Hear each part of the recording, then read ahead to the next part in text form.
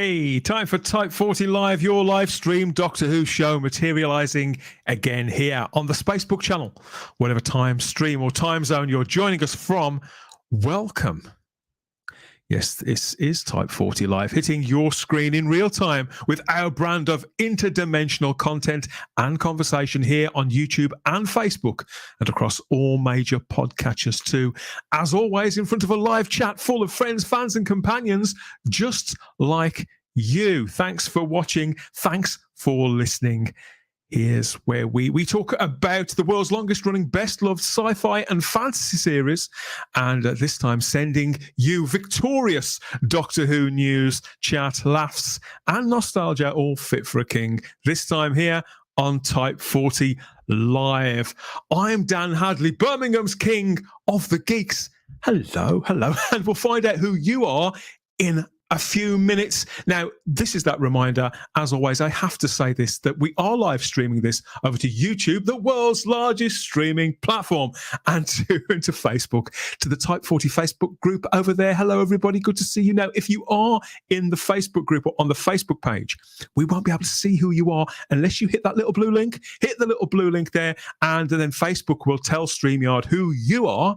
And then StreamYard will tell us. That's how it works. We'll get on first name terms then. And any comments that pop up in the live chat, we know exactly who we're talking to. That's what we want, isn't it? At a party like this that we're going to have on this show. Okay, yeah, please like the video now. Subscribe to the channel. You're going to be too drunk later on.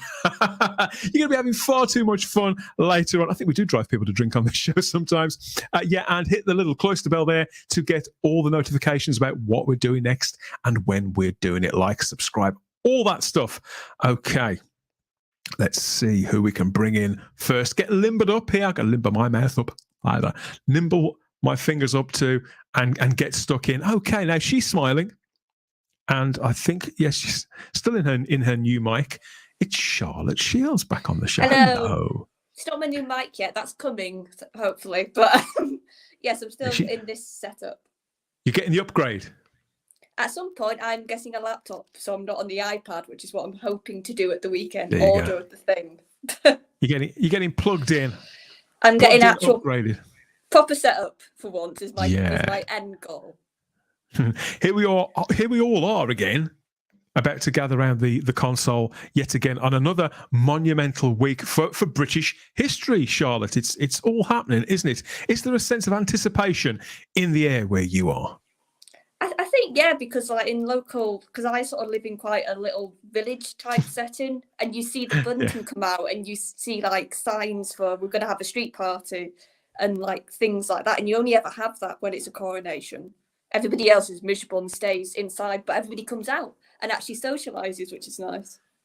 It is hard, isn't it, to explain to people who maybe it's not part of their culture exactly what goes on at a street party and why when our weather here in Great Britain causes us to do this much complaining. Why would we do this? Why would we line the streets with tables?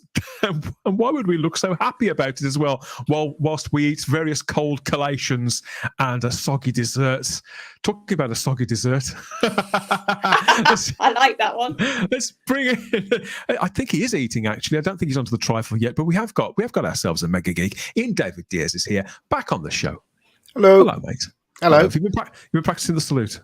Yeah. Well, this is it, because you're in London. So is the coronation, any part of the coronation procession going past the mega gaff? No. No. In fact, I don't. I mean, there's not much. I was in Asda's today, and they had They had one section where you could have like flags and stuff like that, and like this, like that, like that, more or less, and Charles's face everywhere and stuff like that. But it's not. I don't know. A lot of people around where I live are not talking about it at all. It's not. It seems to have lost. It seems to have lost its flavour. I mean, when the Queen was doing it, it was big, wasn't it? I mean, well, she was a very, very special lady. We're going to do our bit here on Type 40 Live this time to sort of bring some of it back, and doing more than his bit to bring some extra lustre to the occasion. It's the one, the only Simon Horton, the Right Honourable Simon Horton. Oh, greetings! So we've got the tie, we've got the hat, we've got the glasses, we've got the shirt. I mean, come on, I can't get much more British, can I? I don't think. That was a nice bit of business with the hat there. That was proper sort of Wayne Sleep on the Hot Shoe Show, wasn't it? It's like, Hopefully, get Bonnie Langford in. Dear God. I hope not. Yeah, very nice, mate. Very nice. And even got the matching shirt too. Absolutely, and the matching TARDIS in the background. But I mean, you know, Dan, I haven't got any bunting. I mean, I clearly need bunting. You are doing us proud with that bunting. Yeah. I am on site. Why is it called bunting? That's a really good question. No, it's a good question. I have Does anybody idea. know in the chat why is it called bunting? What a brilliant question. But no then, idea whatsoever. Yes, why is let us this know called a Instagram. hat? I mean, what you know? Instagram and Twitter at Type40 Doctor Who. Why is it called bunting? We need to know these things. And I'm wondering if our final panelist, well, actually our final panelist for now, we've got two people about to come on, but he's the only one here at the moment. Whether this is going to be complete nonsense to him. I think he's got his own trinkets out. It's not looking. There's not so much bunting there, but there's definitely a warm welcome. And is it the kind of welcome that Greedo wouldn't appreciate? It's Scott from the Game Closet. What's going on here? Yes, I've determined that Han actually did shoot first. Just by He did. Yes, he He did definitely shoot first. Right into down. the controversial subjects here for you on Type 40 Live. Yes. But happy Coronation Day to you all. I am very thrilled for you, and yes, she was a magnificent lady, but I'm sure she would be very happy for her son. So long live the king, right? I think Maybe. so. Maybe. Yeah, let's not go down that particular rabbit hole. I was going to say, at least it's this son, not the other son. Yes. Then Right, we're okay. I'm just full of controversy Can you today. Look at me. imagine? What I was wondering, what I was wondering though, Scott, is do you have street parties in the States? They do. I've never been to one, but I've seen them in larger cities, like where there's like but like we wouldn't have one in one of the small neighborhoods where I live. Yeah. I don't know why. Maybe because the neighbors didn't like each other. So Yes, you do have to sit rather close there. Sometimes knees do touch with that person you hate that lives 3 doors down. That sometimes that does happen. But fortunately, you may not have ever been to one before. You're kind of going to be at a virtual one today. We're having a street party here and now, early to mark this extra long bank holiday weekend that we've got in the UK to mark the coronation. So this is the first coronation of a new monarch in this country for 70 years. So yeah, everybody out there, grab a hat, a kazoo, and maybe some jelly a little later on. Get that out the fridge. There's lots to talk about, as ever, from throughout all of space and time, as the 60th anniversary of Doctor Who. That's all kicking off too. So there's a lot to get stuck into. I think we should go and see what our companions in the live chat have to say about all of this right away before everybody gets too drunk. Everybody to talk, to string two sentences together, or to type out anything that we can make any sense of. So let's go and find out.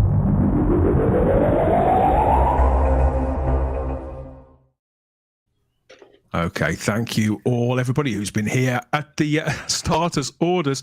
Meta Whovians been here, Ian, and with just a pink hand waving at us there. That looks like a prompt, Ian, something to do with AI. Is that what Meta Whovians doing there, do you think? I have no idea. That looks to me like the directions to Meta Whovians' house on 3 words. Is it 3 words? That's what it looks like to me. We need to know these things, mate. We need to know these things. Kelly's here, and she says, I will be waking up super early on Saturday to watch the coronation. BritBox starts streaming it at 3:30, so that must be 3:30 a.m. Wow. But I will not be up quite that early, Charlotte. That's dedication. I don't think many people in Britain would get up at 3:30 to watch it. What do you think? No, we wouldn't. There's a reason they've got a concert after it, because most people will watch that and not the actual coronation. Yeah, but will it be raining though? That's the thing on Saturday, because the weather doesn't look too hopeful, does it? Oh, doesn't it? I that don't this see the country forecast. It looks a bit cloudy, and it might rain. So, Kelly advises us that the like button has disappeared from the stream on YouTube there, Ian. Now I don't know. That seems unlikely, but I wouldn't put it past them. If you do find it, give it a good old smash. Yes, please smash the like button, subscribe to the channel, and hit the cloister bell. Of course. No, it's definitely there. We've got 21 likes so far. 21 likes. Is that all? 21. Come on, I'm going to need. This is it. 27. I will stop. I will stop the stream if we don't get at least 40 by 8:30. There we go. That's good evening, everyone. Early doors for us. It is good evening, everyone. I hope you're well, says Julian Raxel. And I think yeah, we we've are, got aren't Peter we? Are we Harrington. well? I think we're well. Peter Harrington's here too. There's That's it. Pete. Keep them up. The likes are going up. Got more likes, everybody, please. Otherwise, I will have to use executive powers to. I cannot like this video, says Kelly. She'll get the hang of it. She'll persevere. I wonder what Moons of Madness will feature this evening, asks Richard Brooks. That's for us to know and for you to find out. But all will be revealed in good time, I promise. The Darren Zone says, welcome from the Welsh side. Hi, Darren. Is that like the dark side, except It's from the Welsh side, yeah. It could be, which is pretty much the same thing in some of the places I've been to. Wales, yeah. Good evening, Dan. We've got the retro doc as well. Says hello, Gary. good people. Hi, Good people. What about the bad people? It's not very inclusive of you, Gary, but you're welcome anyway. Yes, what about us bad people? Hey, Matt. Potts, he's up early. Wow, Hi, Matt. I hope everything's okay with you, Matt. I know Matt's, I think he's travelling at the moment, family stuff. Obviously, we wish you well, Matt, and hope everything's okay. Peter Harrington again having a chat. Richard Brooks. Wendology's here too with an evening float, folks. Hello, Wendy. Hello, Wendy. The clapping of hands. And so's Darren M with a hail and howdy to one and all. John Pork in John Pork. oh, by the way, he did say last week that is his real name. That is John's real name. He said it in the chat last Sorry week. for taking. Does he really look like that, though? That's the question. I'd say the odds are against it, but you never know. In this day and age, you never know. Good to see you, John. Who else is here? Settle back, sorry, and enjoy your true Whoniverse, advises Matt. Well, yes, well said. Well said. Aidan McGear says, Simon, greetings, pitiful earthlings. So he's outing himself there as he's obviously not a denizen of the planet Earth. So let us know when you're really from, Aidan, and we won't tell a soul, obviously. And more hellos bouncing around here. It's jumped. No. Okay, we've got the Primord Infectant here who says hi. Even with a name like the Primord Infectant, even that sounds sinister. Good to have you back, Primord. And Mark Milford's here with the hello family. Oh, that's nice. Hello. Yeah, we don't do that. Home. Well, look at this don't. avatar's quite funny because these days you don't have the newspaper, you have your phone, don't you? So it's a bit old fashioned, that, isn't it? So I have. Yeah, I could. you have a paper. Doctor Who magazine. Well, to use in the toilet, maybe. All the way from the States, we've got the Geeks handbag. I know that Adam's Hello, Geeks handbag. roaming Hello. around. He's not quite missing in action, but he's overseas, agent overseas or time agent overseas. I'm not quite sure where he is. I think it's Dallas, but he shared a picture earlier on that looked like it was from Tatooine. So maybe he's moved on. I don't know. Good to have you back. Good to have you back, mate. And Garbage is here too with it. I haven't heard this tune for 7 days. We ration it, don't we, Charlotte? You can only hit them with the good stuff so much. The eardrums may explode with pleasure if they hear that theme tune too often, might they? Yeah, and also then a certain problem being doesn't get paid as many times. Oh, we do lovely, don't we? Yes. Diamond, what they call a diamond geezer. Colin Archer's here too, and so is Woodhouse 122. Evening all. And lots, so keep piling in, everybody. It's good to have you all back, and hope you get into the spirit of it. And Adam says, "I've not left the airport yet, so I'm here with you for a bit." So yeah, I'm getting. I think he could be time traveling. Is he actually watching us from the airport? That's quite cool. It sounds like it. It is, yeah. I mean, they could confiscate his phone if they happen to overhear the authorities what he's listening to. What's going on? You're not doing that here. And lots of people slapping one another on the back and say how they're pleased to see one another, Ian. That's what we like to see. When I was in Dallas last year, I watched Type 40 on the TV in my hotel room. You did. So there you go. So yeah, you can do it. Very flash. Yeah. Very flash. Yeah. And talking about showing off, we are showing off. We're showing off as a nation this coming Saturday. It's probably what the Brits do best. I think they'd have you believe that we're a modest people, and I suppose for the most part we are. But when it comes to pageantry and celebration of these kind of events, I don't really think anybody does it better. So King Charles III is going to be coronated. No, I don't think they do, Ian. Not like this. Not with the heraldry and all that kind of thing. whether you're a royalist or not, we just do pageantry better than I think anybody in the world. I just think and it's not just that, it's the weird mishmash. Whenever these events get put on, you get so many different types of singers, actors, performers all on one stage, and you don't get that unless it's like an Olympics or something that's a usual affair.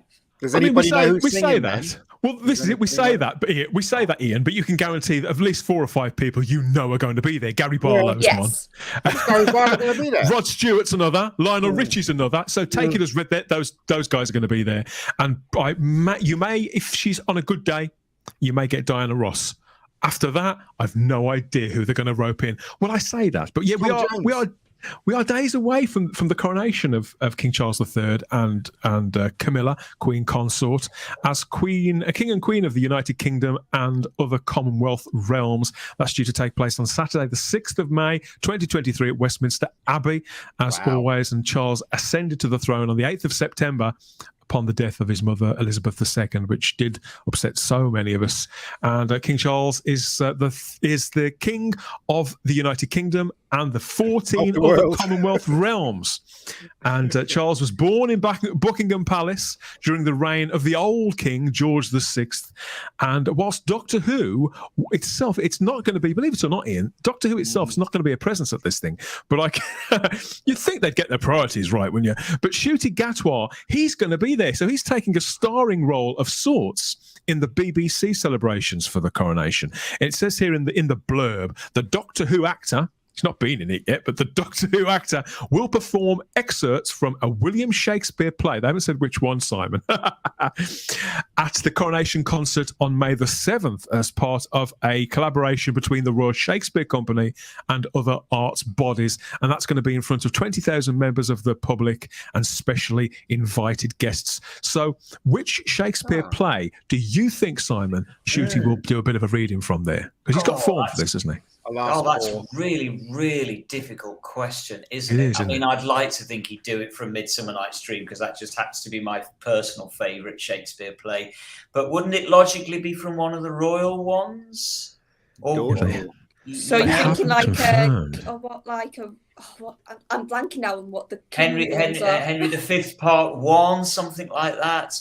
So Shakespeare's Glass, the one with care, finally in time for troubled, something or other. That's the opening for Henry IV Part 1. For Henry IV Part 1, I think. God, I don't know. I'm not much of a Shakespeare expert, I must be honest. The only Shakespeare I know is when they quote him in movies. That's the only Shakespeare. Star Trek 6. We shadows have mended. Think but this, and all is mended. That we have but slumbered here while these visions did appear. What a show off. I'm a massive fan of Midsummer Night's Dream. It's the best. Oh, I see. Okay. Well, as long as he doesn't do Othello or alas, poor Yorick, I knew him well. Those two are right out.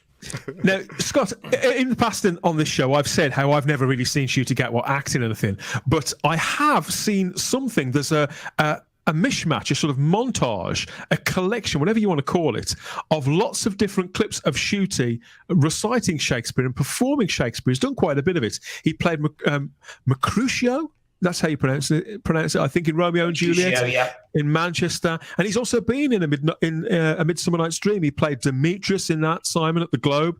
So he's got form, and somebody has taken some of these performances and they've edited them together, and they've put a video up on YouTube, and they've backed it. They've chosen their moments carefully, and they've backed it with some very operatic sort of music, Murray Gold music, to give a flavour of how he might be as the Doctor. So I went to watch that and I thought, oh yeah, I can see why they've gone for this guy if that's what he can challenge.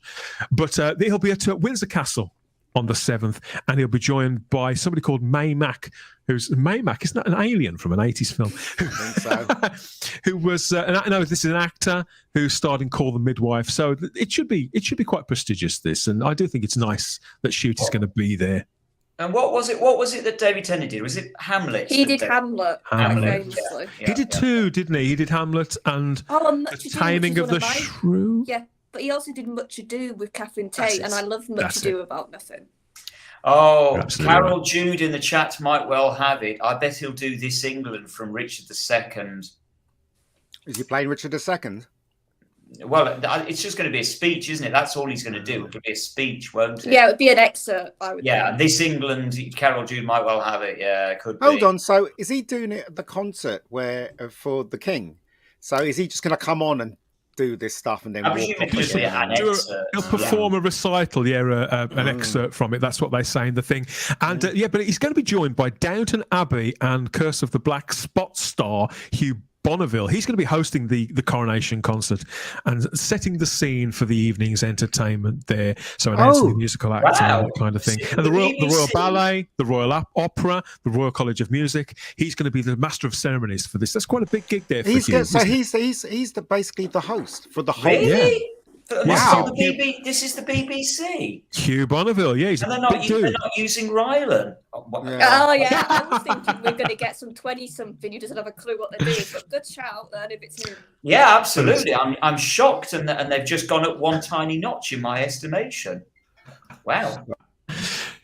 Shocker. So yeah, it does sound great. I mean, there's been some people are surprised, Charlotte, at Shooty being there. This hasn't been met with a universal warm welcome from Doctor Who fandom. The toxic element, because there is a side to this fandom that are permanently outraged. I've been kicking off about this, saying, "Oh, are the BBC forcing Shooty to do this? There's no way that a Doctor Who could possibly be a royalist." But I think they're missing the point. I'm sorry. Have they forgotten Russell's first run, where the Queen was featured multiple times, when the Doctor was shown as being pally with the royal family? Yeah. And Doctor Who's always got that link. Well, I don't understand. I mean, whether you're a royalist or not, personally, I don't see why a Doctor Who actor can't be a royalist. I mean, Yeah, and don't think you can be shot for it, can you? I don't think it's. Well, no, I go to the tower. Let's be fair. It's paid work. It's really good exposure. It's going to get him a lot of eyes on him before he's even in the role properly. Absolutely. So it's brilliant for that. Because I know it'll be an experience he'll always remember, won't it, Charlotte? Yeah, because I know we've said this before. Because we've got this weird situation a bit with Tennant and then Shooty, it still hasn't fully connected yet, I think, with the general public that he's our upcoming Doctor properly. Right. It definitely hasn't. This will actually, like, for example, I know my parents don't have a clue who he is, but we'll probably watch this concert all together. So this will be their first showing of Shooty. Yeah, but will they? Do you think Charlotte they'll actually get afterwards that he's the new Doctor? I'm not sure it's not make the connection there. Won't do any harm. You're quite right, but I think they're unlikely. It will familiarise him, is what I'm trying to say. I think Hugh Bonneville is unlikely to introduce him as future Doctor Who. Yes. But I think the voiceover people at the BBC who are commentating on this, because there's always some no-mark sat in a booth somewhere commentating on I think Rylan, they will make it more than clear. That'll be Rylan. No, it's Graham Norton. Oh dear Lord! Are you aware of a man called Rylan Clark, Scott? Have you come across this character yet? No, I haven't. Avoid, Scott. Avoid. Okay. At all costs. Basically, the BBC cannot make a programme anymore without it being hosted by Rylan. Okay. I will avoid it. You might think from that he'd actually be a really, really talented person. You might think Peter Harrington here. He's hoping that Fern Cotton gets to do that. I think she's sort of semi-retired as well now. She does a radio show or something like that. But it could be good. God Save the King, says TARDIS time. And I'm not even going to talk about that person TARDIS time, but I know exactly who you mean. Simon, bless you. She says, I won't go into that either. But you're probably right though, Vanessa. I just want to reassure people. Don't be in any doubt. Whatever you see in the media, the results of a survey were announced today that they've polled the entire British public. Obviously, proportionally represented. They've done a poll of the British public, and this has been nationwide. Are you ashamed of British history, of being British? And it only came back that 18% of people were. So that does send a loud and clear message. Double thumbs up from Simon Horton there. Yeah, it's reassuring. That 18% can go live somewhere else if they want to, you know. Exactly, because sometimes if you listen to the media, it would seem that everybody's ashamed and dragging themselves over the coals and doesn't want any of this. But we know that's bollocks. It's just 18% is a very small number of people. Now, if you listen to other people, and you may well believe nonsense like this, of course. Don't trust anyone who doesn't agree that the future is female, says Jinx Monsoon. And who would argue with Jinx Monsoon? Well, I think he would.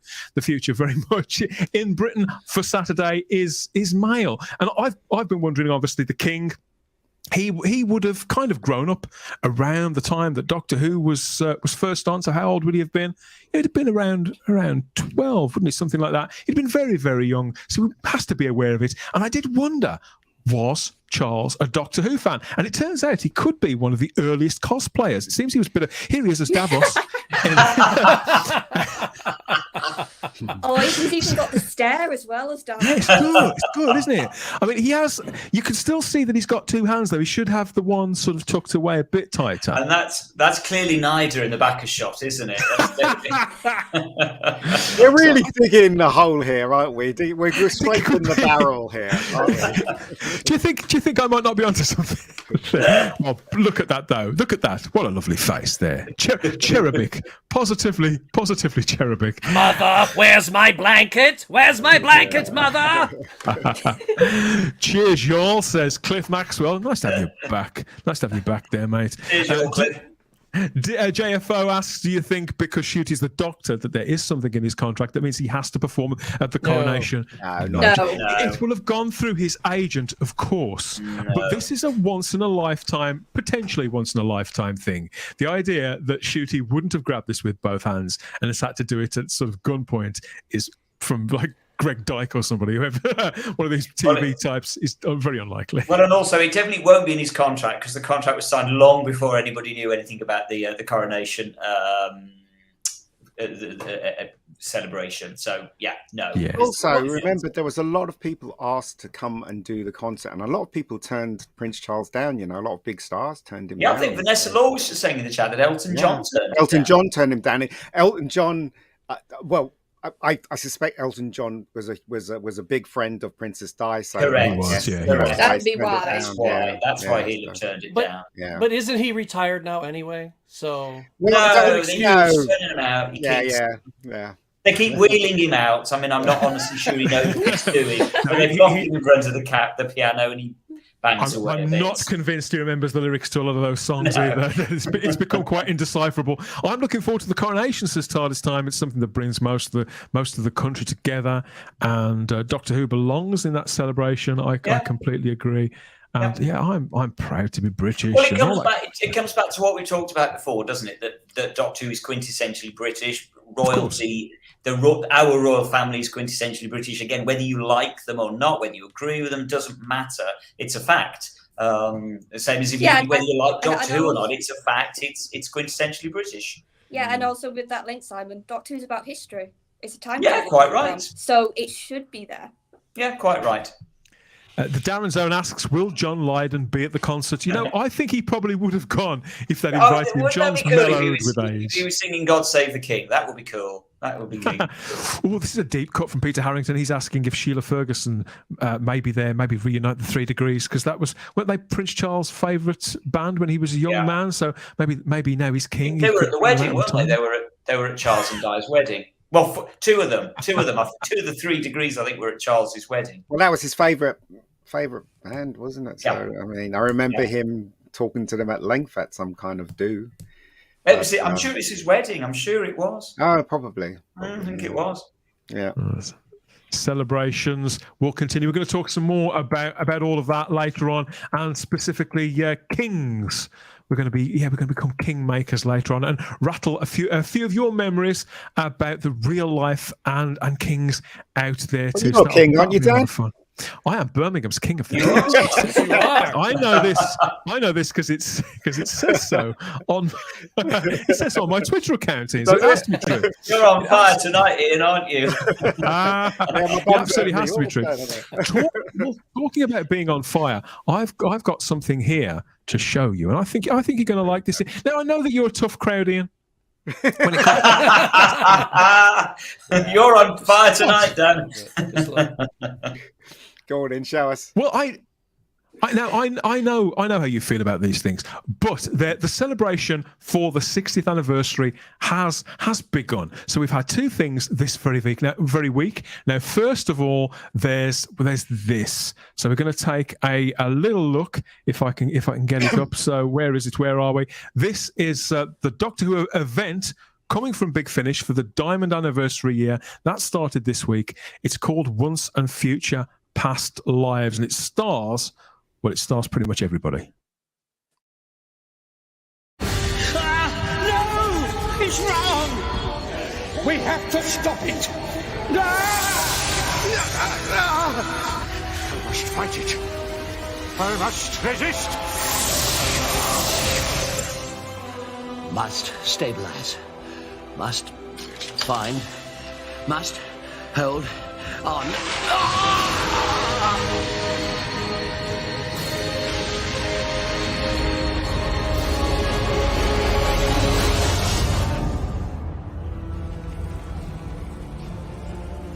What was I saying before I interrupted myself? Oh, yes. Find the bunk.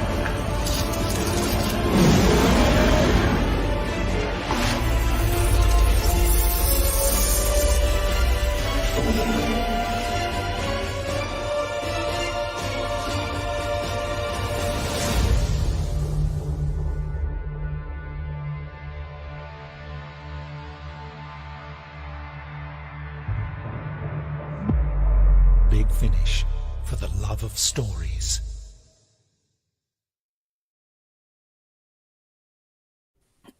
So this is the 60th anniversary year, of course, and I know that they're not for everybody, Big Finish in before, but this is the kicking off of their 60th anniversary event. And It's a good trailer. It is a great trailer, isn't it, Simon? So I think these trailers come on every year. It's the work of an artist, a young filmmaker and artist called Christopher Walker there, that one. And there's lots of evocative imagery and great voice acting in there. And we've got the blurb here for this one too. So it's all concerning the Time War, which is a good, when you want to sort of mess around with time a bit in Doctor Who, the Time War gives you sort of a sort of corner to do that in, I suppose, doesn't it? So this is, it says the Time War. The Doctor has been injured and brought to a Time Lord field hospital. His body glows with energy, but this is no regeneration into a future form. Instead, the Doctor's past faces begin to appear as he flits haphazardly between his own incarnations. Staggering into the TARDIS, the Doctor sets out to solve the mystery of his degeneration. Who has done this to him? How and why? And this first one stars Tom Baker and an assortment of other people. Sadie Miller's in this, and Rufus Hound and Gemma Redgrave and Ingrid Oliver there playing Kate Stewart and Osgood from the TV show. It's a sort of a mashed together, Charlotte, of the things from various audio ranges and people we've seen from the television. And so it's written by Robert Valentine. It's the first of, I think, 8 audios. Are you a big audio fan, Charlotte? Do you pick and choose carefully? And what do you think of this? What do you reckon of the trailer there? I have to pick and choose because there's so much stuff. And it's like, now Masses they're increasingly getting, like before with Big Finish, you could pretty much pick the ranges and not know what happened before. Whereas now you sort of need to know a lot of the baggage attached to it to know why is this character here and why they're doing this sort of. And no, I love the trailers. I agree with what the lad said. They always have this feeling of, God, I wish this was a trailer for the show. Yes. With that sort of polish of music, images, fair point. Acting sort of skill with the voiceover they pick. And I think you can tell that Big Finish have been building to this because they've been gradually adding past Doctors to their range, who they've got. Yeah. So it's a big... And to be fair, I think good on them for that because they have built to this point. I think this is a genuine.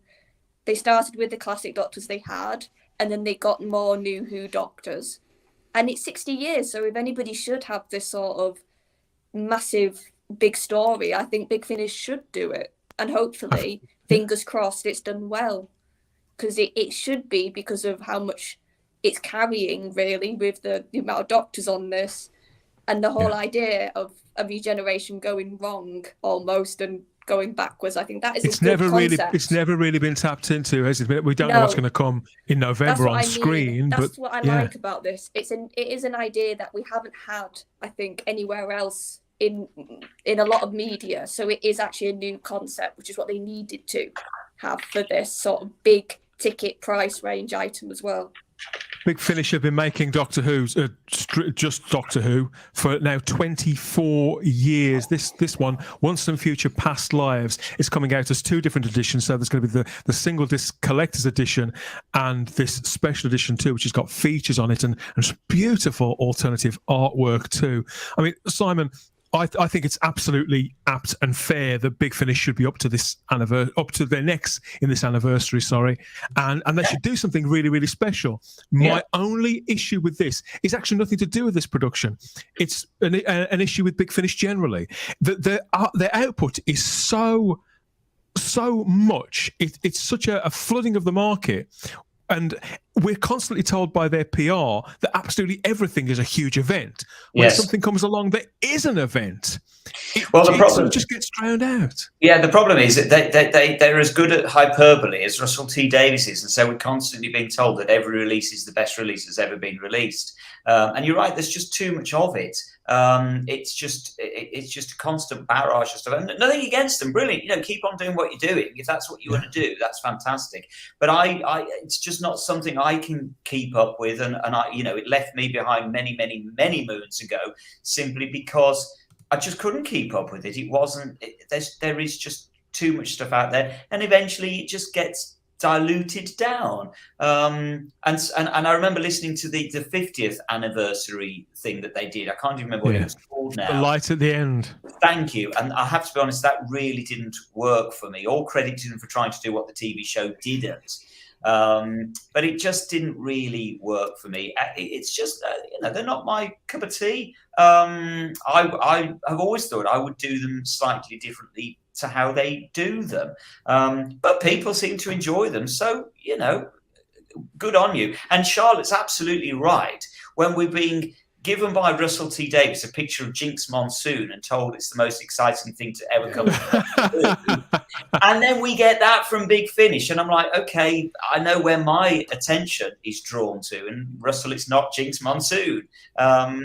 So they're doing something right, and so good luck to them. I say. They did pick the Paul McGann's TARDIS for that sequence, which I really love. So, but the thing is, though, I don't really like Big Finish. I've never liked Big Finish. No, but you don't like audio drama, though, do you? I don't, because I'm with you on that, Ian. Because they talk like this. They go, "Oh, I'm going to go down there." Do you know what I mean? It's like nobody speaks like that. Do you know what I mean? It's like, I must be honest. That's one of the things that irritates me with Big Finish, which is why I would have always done them differently. I get really irritated when a character constantly sort of say, "Oh, look at that! That's coming over the hill." What, says someone else? You mean that massive great tank with the laser cannon? I'm like, the best of them don't do that. Scott, are you much of an audio drama fan? And do you Big Finish? Do you finish big? I don't know. Ask the wife. I do both. Actually, I have a couple of Big Finish, and one I have is on cassette, and it's a Tom Baker one from years and years ago, and I don't recall the name of it. But one of my favorites, and I haven't heard many of them, one of my favorites was called Davros. Now, there was one called Davros. I love that. Was really different. But both of them are brilliant. Just the beginning of that, when he's talking about committing suicide, this is the end. No, this is not the end. This is just the beginning. And I'm just like, wow, this is fantastic. And yes, they do. Oh, look at that over there. And it's like, oh, come on. But a little melodramatic. But I totally agree with Simon. They do put out way too much. It does remind me a little bit, because I know, Dan, you do not like video games at all. You don't play them at all, and of course that's. Oh, I do like them. I just don't get them. I'm not very good at them. well, that's me. If you want to see me play Mario horribly, then that's every time I play anything that has Mario in it. But there's a company here in the States called Limited Run Games, and what they do is they might reprint some old games, but mostly what they do is they'll get games that are only digital or indie games, and they'll actually put them to physical copies. And big collections and things. Like recently, they just did the release of Dead Space that just came out. they had like this big edition of, instead of like paying $60 or $70 for just the game, it had all this stuff in it and whatever, and it was like $300 or $400, and I'm like, good Lord. But they used to be limited run games. This would come out and you would have like a short time, maybe like a weekend to order it, and that would be it. And it was a limited amount of copies and that sort of thing. So you didn't have this limited run every week. Something new all the time. We're going to leave this on in perpetuity for you to order, and then eventually, it sounds like that's what limited. That's what Big Finish is doing a lot. Yeah, and more quality more quantity instead of quality. I can't blame them for buying into a kind of culture and a way of advertising. Just as Simon says, hyperbole and this kind of language, everything's iconic, everybody's a genius, everything's incredible, and it does wear one down, Ian, doesn't it? It's that sort of stuff that just goes over your head, doesn't it? It never gets past you. No, I just think Big Finish.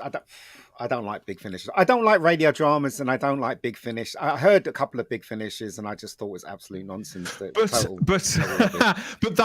trailer, for the people who do like it, you can see that may please people. It's probably a step up. I think the trailers are getting better all the time, and I like when he had the TARDIS go for it, and you had the older time space thing. It was square, like I can't remember. Was it Tom Baker's one? Baker's oh yes, it was. It was the really split screen one, wasn't it?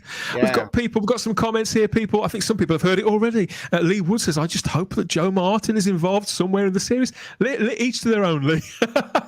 I just have I've already forgotten that character. 3 minutes on screen and she's gone. She lives next door to me, so I'll ask her. We've got a couple of people here saying, "I hope that Joe Martin isn't in it." So I wouldn't say Jo is a divisive character. I just think she seems like a really nice woman, but the character that she plays obviously does divide people's opinion.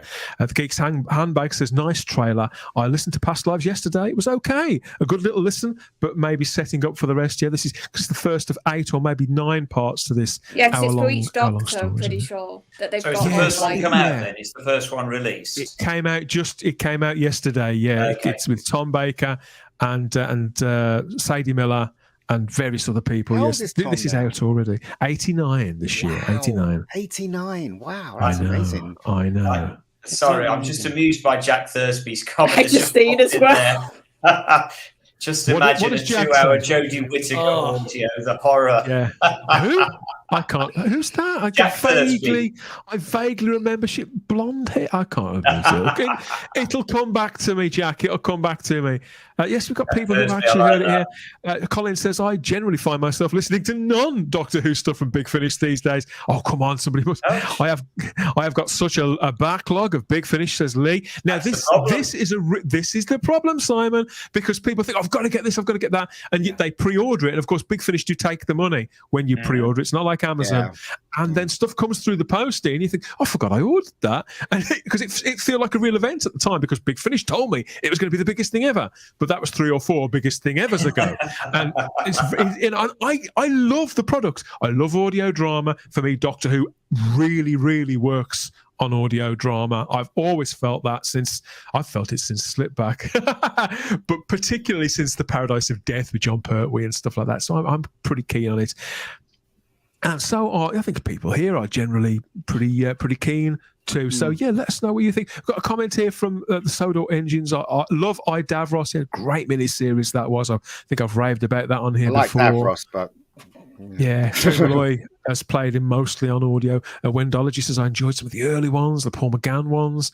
Yeah, they used to be absolutely unmissable. But then again, there used to be one coming out every month. It was only a few months of the year. So yeah, I think it's great that Big Finish, as I said before, Big Finish being up to their necks in the anniversary. This is only right. We have some details about the second release that stars Peter Davison and Colin Baker.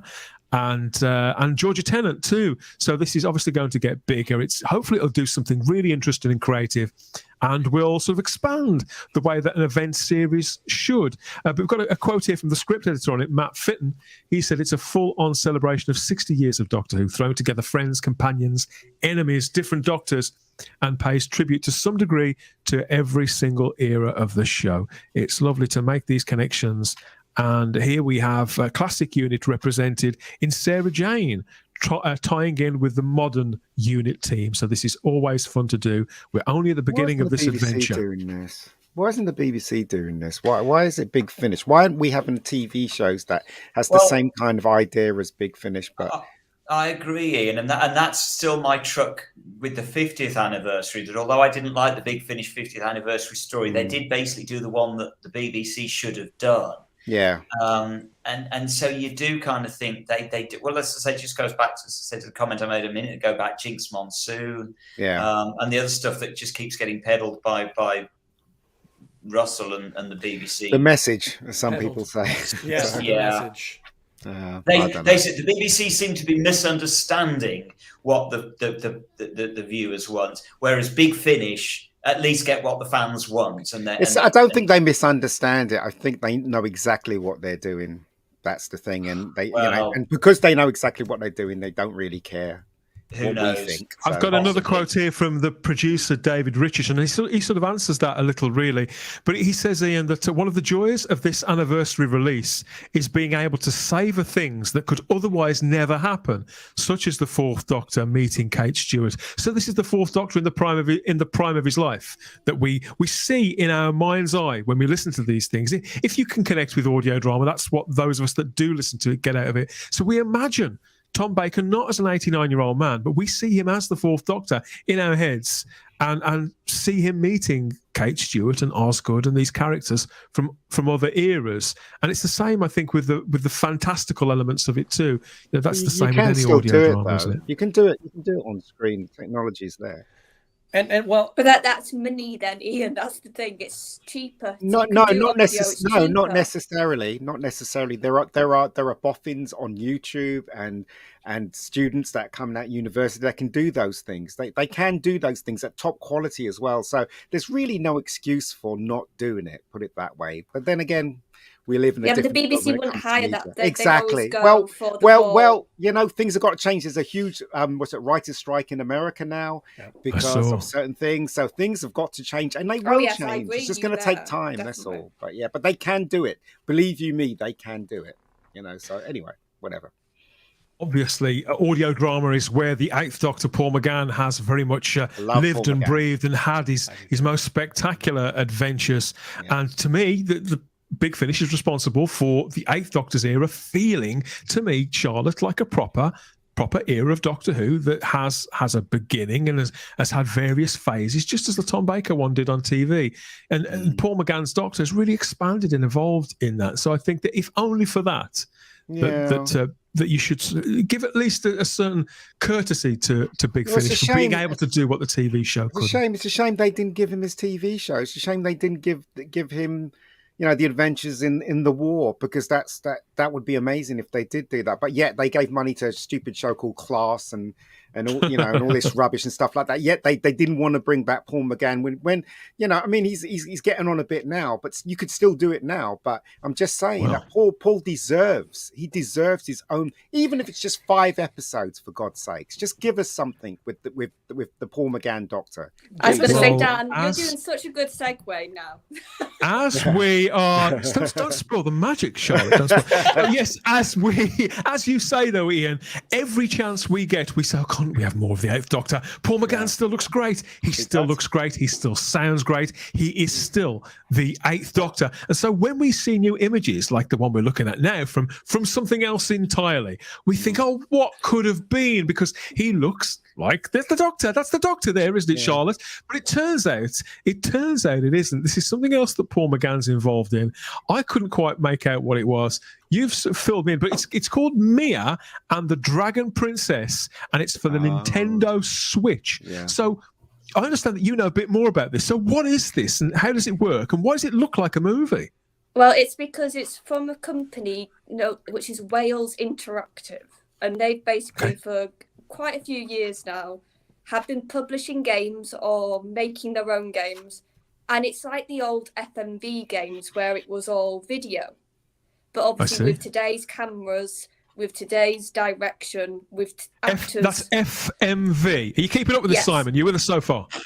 You lost me 10 minutes ago.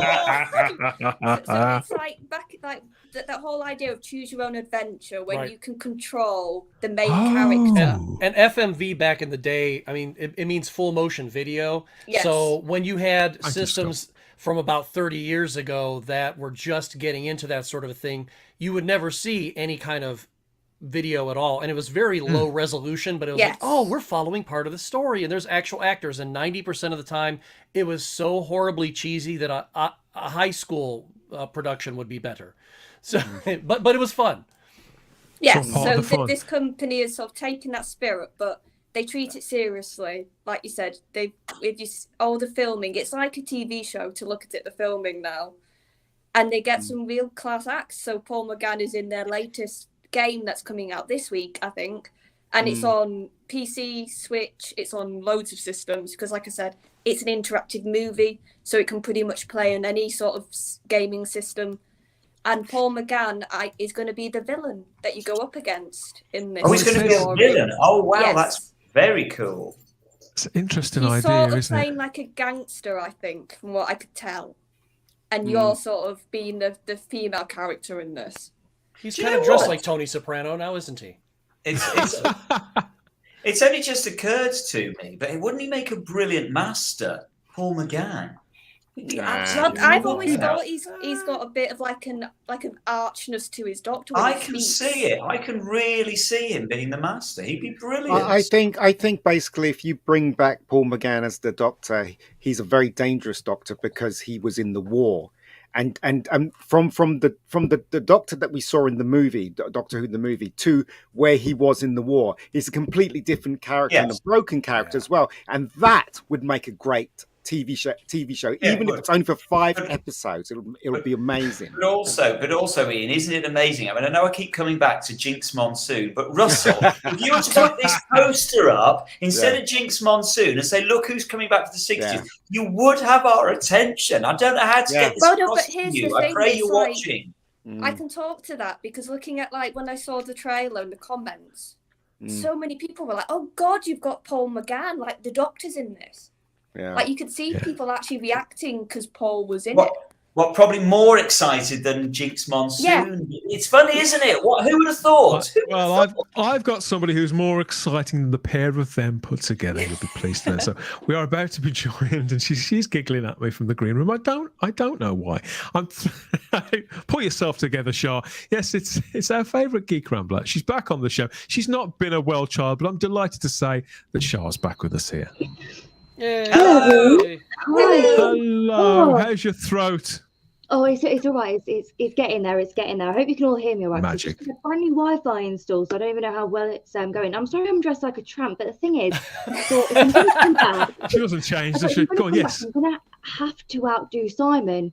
And hopefully it's exactly what Hey! Good girl! Bring the Jerry! I'm high-fiving you, geek. I'm high-fiving you. Is that from what you call it? Spice World.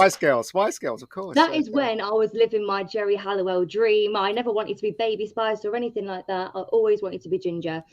Brilliant. So does the Doctor. I feel very underdressed in my tie all of a sudden. You better go off it for a sec, Simon, and change. I'm going to have to do something. My hat's just not going to cut it, is it? I think so. Stick it on. In this case, you can leave your hat on. Shah Flash, says Archer Colin. Yay, Shah is back, says Gary Akers, and good evening, Shah. So lots of people are very pleased to see you. So you're somewhat of a gamer as well, aren't you, Shah? So Shah's been telling us about this new thing with Paul McGann for the Nintendo Switch. It says it's a live action, interactive, buddy action movie. It follows a plucky barmaid whose life is thrown into chaos when a mysterious woman turns up at her workplace on the run from a group of violent thugs. And it seems that was the gospel, wasn't it? Well, it says that Paul McGann is actually not playing a nice, kindly person. This is actually playing one of the thugs. Looks like he's gone a bit Romany here. What do you think of this? And was this on your radar? Have you got a Nintendo Switch? No. It's an interesting look, but yeah, okay. Yeah. I mean, he's got a very dark look to him. I was thinking about what you were just saying, Simon. He would make an excellent master, wouldn't he? Wouldn't that be a nice? He has got that dark, brooding look. I can't believe I've never seen it before. I've always thought, wouldn't it be clever for an anniversary if they don't say who he's playing? They just say Paul McGann's back, and he's actually being he's actually playing the Balyard. And we don't know that until we watch it. If you're going to spend all that money bringing him back, might as well bring him back as the Doctor. What are you guys talking about? Well, I'm with you, Ian. You know me. I love Paul McGann as the Doctor, and I would, I would have put him in that 50th anniversary special. But there is something in saying it just would be nice to see Paul McGann back. Yeah, if he didn't play the Doctor in the first place, he would make a good Master. But he's known as the Doctor now. It'd be really bad to make him the Master, wouldn't it? For God's sake. I think it'd be cool. I think it should be really cool. I don't know. They're not going to bring him back as the Doctor. I think we might as well have him back as the Master. Yeah, I know. I always disliked it when you would see several shows on television that were the same show, but it was like a different cast, like your NCISs or stuff like that. And it's just like, okay, we have this New York one, and we've got the LA one, and we've got the whatever. But if they can do that, why can't, when Doctor Who is in the off season, why can't they have a 13 episode run of Paul McGann's Doctor? Yeah. Give us the proper thing that we have been begging for 20 years. No, they think we deserve Moon. What's her name? The stupid red hair. The first time I saw her, I thought, okay, why is Bette Midler back in Hocus Pocus 3? Yeah. It is very, It's, oh my God. Please take it off the screen. Come on. You have a way of picking the most unflattering photos, don't you? Nightmares. It's not flattering. No. It definitely isn't. So that is all you people out there who've got the Nintendo Switch. If this is on your radar, if you're gonna take a punt on this, please let us know. I think we'd like to know is what's Paul McGann like as a villain. There, can he pull that off? I think he can play most things. I saw him play a villain once in Ripper Street, that thriller show that used to be on Amazon, and the BBC had it for a while, and then they went it the way the BBC do with anything that's good, and it went on to Amazon. So I saw him play a really nasty piece of work there. So I have no doubt whatsoever that he can do it. But I think as long as Paul McGann, as long as he's able to act in and draw breath, people are going to be demanding that spin-off live action mini-series movie, because we want it. That's why they're not going to give it to us. Please give us more Doom. That's exactly what we want. Give us more Doom.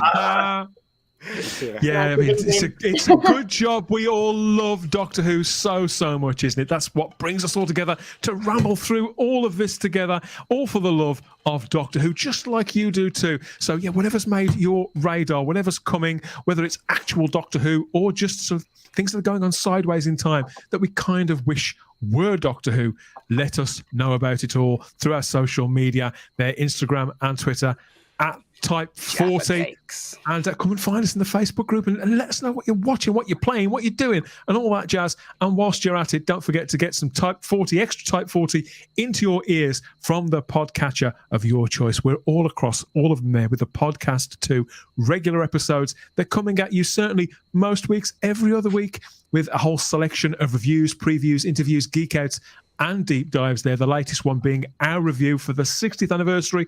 The first of these reviews. This is one of the 10th Doctor's classics there. That's Planet of the Dead with myself, Sarah, and Ian. We had a good natter about all of that. It was a good laugh. We did.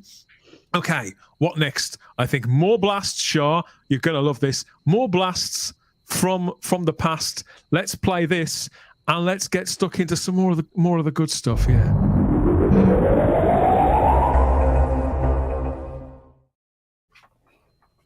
So whilst I remember.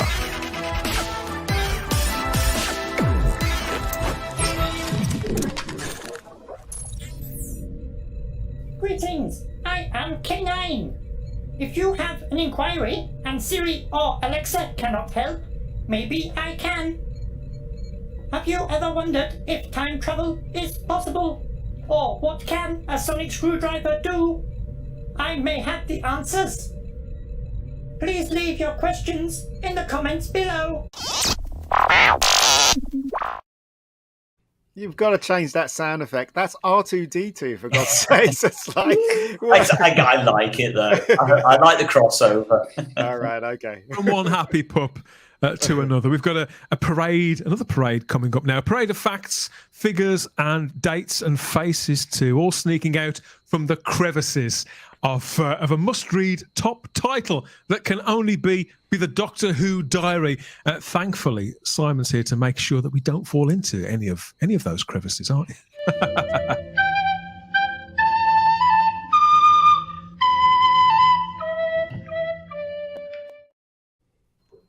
Yeah, absolutely. Welcome back to the diary.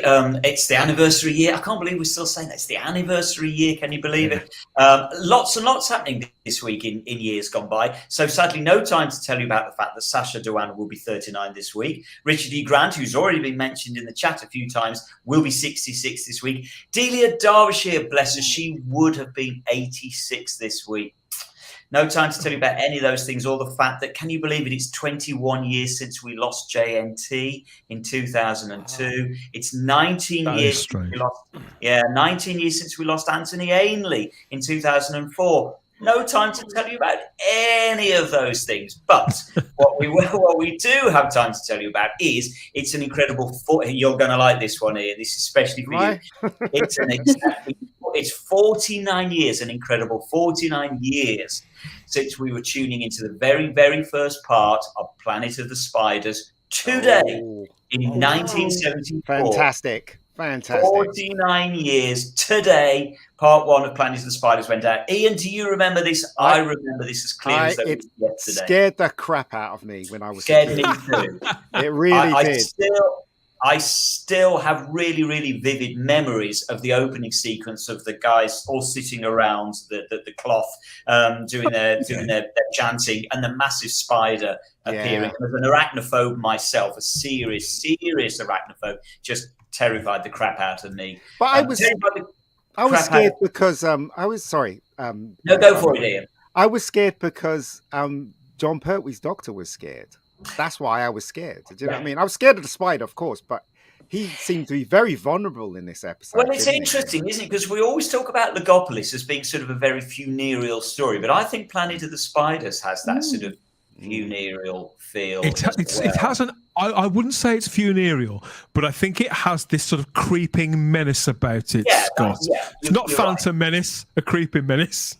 Yeah, you're quite right. I would say it has that dread factor, like that dread. Well, that's how I felt about Caves of Androzoni. It was, it was very dark. It was very hopeless, and then of course it got even more hopeless when they were both poisoned. So that does sort of have the same feel as well. I think it's something that doesn't happen so much in modern regeneration stories, that you do have that real way to that feeling of gravitas, that this is something majorly serious. 10.1 million viewers were tuning in today. Amazing. 74 to watch Amazing. This.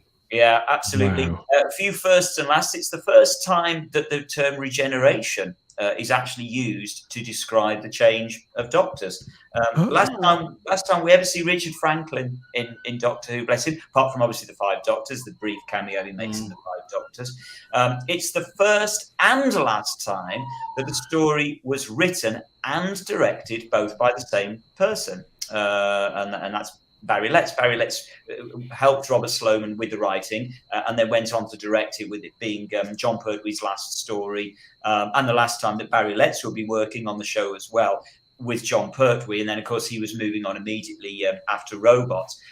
So it was a swan song for him that Barry Letts directed, of course. Can I ask a question, Simon? Yeah, go for it. Maybe you know it. Do you know when John did his regeneration and became Tom? Do the actors stay on set when that happens, or they just shove them out? Yes, for the first that was shot completely live. So yes, Tom Baker literally was standing on the side of the set while John did his piece, and then John literally got up and Tom lay down and did his piece, and they vision mixed it live. Yeah, Did they talk? Did they talk to each other and said good luck and all that nonsense? No, not a great deal. I know that Tom has sort of said, I don't remember John saying much about it, but I remember Tom saying that he didn't really say great deal because he felt it wasn't his place. It was John's scene. And a lot of the time, those scenes are recorded like right on the clock as well, aren't they? When things are about to wrap up. Yeah, what I like about this story, have you seen this one, Shah? I have. I'm the biggest arachnophobic on the planet. Well done, then. But it was okay because Benton's in it, and by that point I'd seen the Pie Monster. So see what I like about it is I feel like it's very much a last hurrah. I'm not the biggest Pertwee era fan in the world, but I just really respond to the idea of okay, let's just sort of throw everything at this and tie everything up, and it just feels like I don't want to use phrases like a love letter, but it does feel like they're really giving it their all. Yeah. It's the story, isn't it? It's the story and it's the performance from John that actually makes it all work.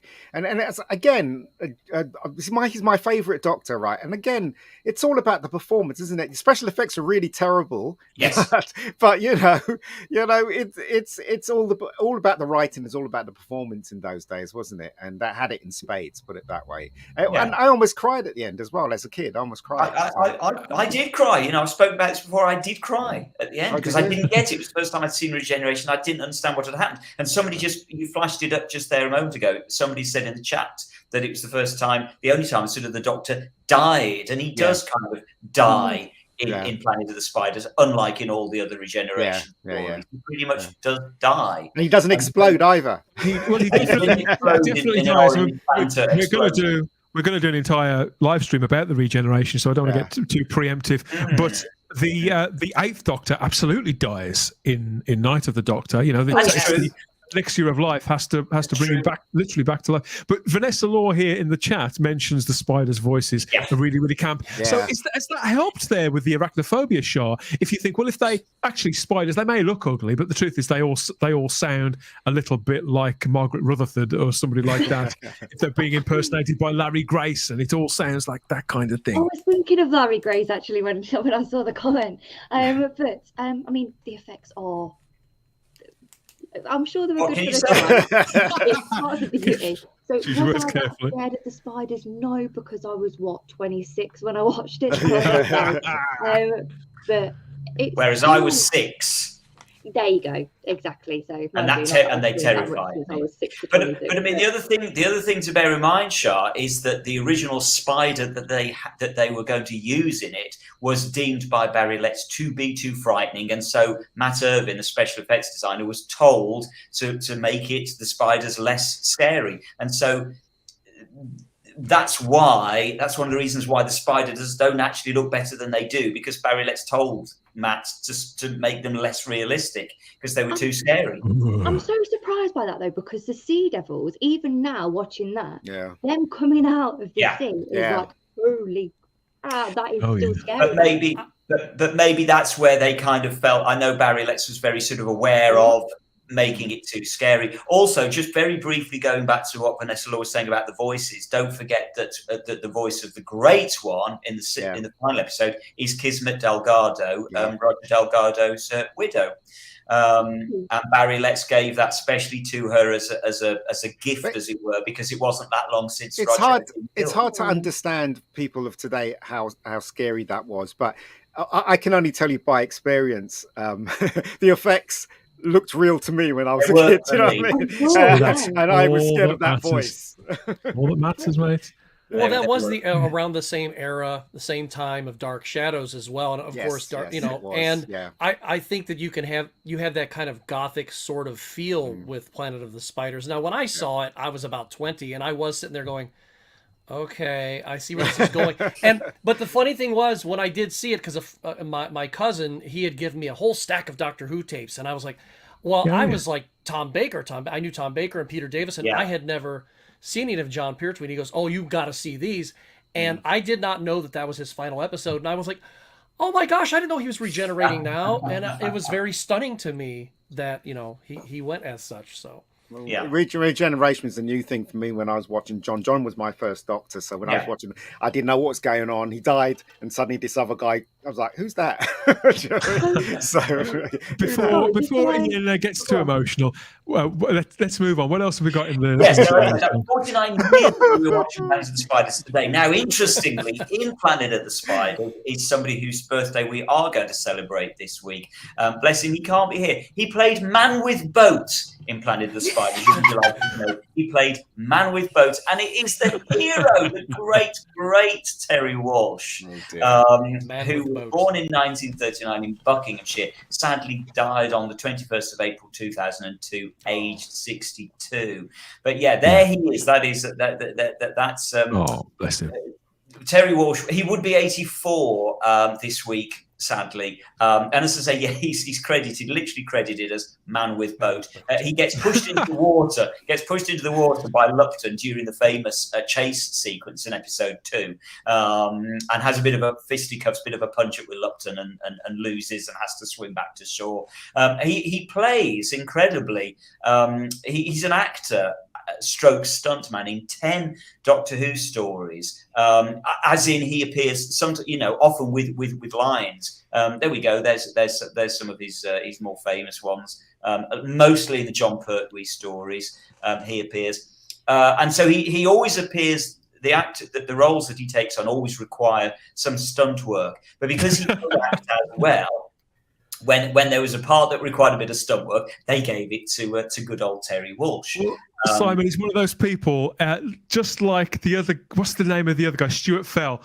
When you recognise these guys, and they're across lots of BBC shows. Yeah. Stuart Fell used to double as Compo in Last of the Summer Wine a lot, and so when you see them come on screen in other roles, you think, "Aye, this guy's going to go arse over head." Whoever it is to play, you know what's going to happen. Absolutely, you know what's going to happen. The one top right there, second in from the right, is of course the Auton policeman. I was just going to ask that. That's the Auton policeman, Terry the Autons. Now that one, Scott, that's the very, very famous role that he played because he does the most incredible stunt for as that policeman down a 70-foot drop. Wow. It was actually recorded in one take, but they shot it on 2 cameras, and strangely they cut it halfway through to the second shot, to the closer shot, which is a shame because actually it was one continuous shot. And at the end of this incredible fall down 70 feet, 45-degree drop, he just stands up and starts walking back up the hill again as an Auton. It's an incredible stunt, and he's famous for it. But he's probably, I think you just flashed it up there on screen, Dan. He's probably most famous role actually is playing the 4th Doctor in the last few minutes of the Sontaran experiment. Yes. Yeah, because things went awry there, didn't they? If I recall, completely pear-shaped because Tom Baker, the fellow, slipped on a rock, broke his collarbone, went off to hospital, and the only way he could continue acting was in a collar. So they had to sort of pad it all out, so he couldn't move. And so the big fight sequence at the end, Terry Walsh had to double all of the long shots of Tom Baker, and you only see Tom in close-up. And so you're constantly seeing Terry Walsh from behind, or sort of we're doing this over his face, so you can't actually see that it's Terry Walsh playing Tom Baker rather than Tom Baker. And he also acts as Zeke in that story. He plays another guy who obviously comes to a sticky end and has to fall down a cliff and get. So as you say, Dan, you get used to this. So was he a stuntman by trade then? Yeah. That was his profession, was a stuntman. So he as I say, he plays 10 speaking roles in Doctor Who. He plays he's the fight arranger on 11 stories, but he's uncredited on 34 stories as doing stunts. So he, right the way through the John Pertwee and well into the Tom Baker run, he's still doing stunts. His very last role actually is in the creature from the pit, in which he plays a hapless scientist who gets chucked down the pit, obviously. Yours gets chucked. I mean, Ian's there chuckling. But I've spoken to some of the people who've been in your films, Ian, and you've got a reputation for making them do some pretty. well, if the actors pee me off, I just push them down a hill. So there you go. That's what I do. But as I say, although he finished in that I think that's Doran, top left, the second one in from the left. I think that's Doran in the Creature from the Pit. I think goes down the hole. But I mean, interestingly, he did come back to the role to Doctor Who rather. Although he left with Creature from the Pit in '79, he came back exactly 10 years later on stage in The Ultimate Adventure, which we spoke about last week. Oh, okay. He played a mercenary on stage who obviously does a lot of stunt falls, a lot of thrown over tables, etc. Somebody push him down the stairs this time. Correct. So yeah, he was back in The Ultimate Adventure. But to answer your question, Ian, yeah, he was a stunt performer by profession. He doubled for David Warner in The Omen. Oh wow! Yeah, he was also in Willow, in Robin Hood, Prince of Thieves with Kevin Costner, Krull, Who Framed Roger Rabbit, Never Say Never Again, An American Werewolf in London. Wow. Some of my favourite films. Cool. Yeah, and Spice World, but we glossed okay, we won't talk about that. Is he really where's Shah in a dress? Yeah, where's Shah when you need her? She's just got with our Spice World connection there. And my very, very final and favourite thing about Terry Walsh, dear old Terry, is that it was Terry that saved Elizabeth Sladen literally from dying in Wookiee Hole when she was filming on the little speedboat that had to shoot across the underground lake, and it went out of control. And Liz Sladen had to jump off the boat because she was about to go literally down a sinkhole and would have died. So she had to jump off the little speedboat, and it was Terry Walsh that jumped in and saved her life, rescued her and saved her life. So we have Terry to thank for that. And incredibly, you're going to love this one. In that wonderful timey-wimey way that Doctor Who works, it's exactly 48 years ago this week that very episode was on television as well. Wow. Revenge of the Cybermen Part 3, in which Liz nearly died and Terry Walsh saved her, was on television 48 years ago. In 1975. What a hero. What a legend. What a massive contribution to Doctor Who history, Simon. Huge, absolutely huge. I mean, Terry Walsh, he just is. And when you're right, when you know what you're looking for is Terry, you will constantly keep spotting him, invariably doubling as John Pertwee in a very, very bad wig. And once you know what you're looking for, you can't help but miss him. So happy birthday, dear old Terry Walsh. Would have been 84. But do you remember in those days the TVs were really small, so you couldn't really see the stuntman, could you? I mean, TVs were that small, and not high definition either. And not high definition. Yeah, you're right. You could get away with it easily. Yeah. Anyway, moving on, coming much more up to date. It's exactly 10 years ago since the Crimson Horror was screening in 2013. That's a brilliant shot, isn't it? My God, that's scary. That is scary. I forgot. It was a scary story. Yeah, it was it's got its faults, but it's got lovely imagery. Yeah, you're right. Story. It's Mark Gatiss that wrote it, so he obviously is renowned for his horror and his ghostly stuff. Do you remember this, Shah? That it was the 100th story of New Who. I can remember there was a big press thing around it. So it's exactly. And here's the thing, I love Frankenstein. That's one of my favourite books. So I love the bit when they were very obviously aping Frankenstein. Yeah. I thought that was some of the best parts of the episode, actually. Yeah. Well, as I say, it was shown exactly 10 years ago, 2013, written by Mark Gatiss. It's making it the only televised episode, actually, that features the Paternoster Gang that was not written by Stephen Moffat. He wrote for them the rest of the time. Yeah, but Mark Gatiss was the only one that wrote for them, apart from than Moffat in this one. And interestingly, Diana Rigg is credited as Dame Diana Rigg. That makes her the very, very first time we have an honorific title on a Doctor Who screen credit. Perfect timing for this week, with it being the coronation. So that's the very, very, very first time that we get an honorific title.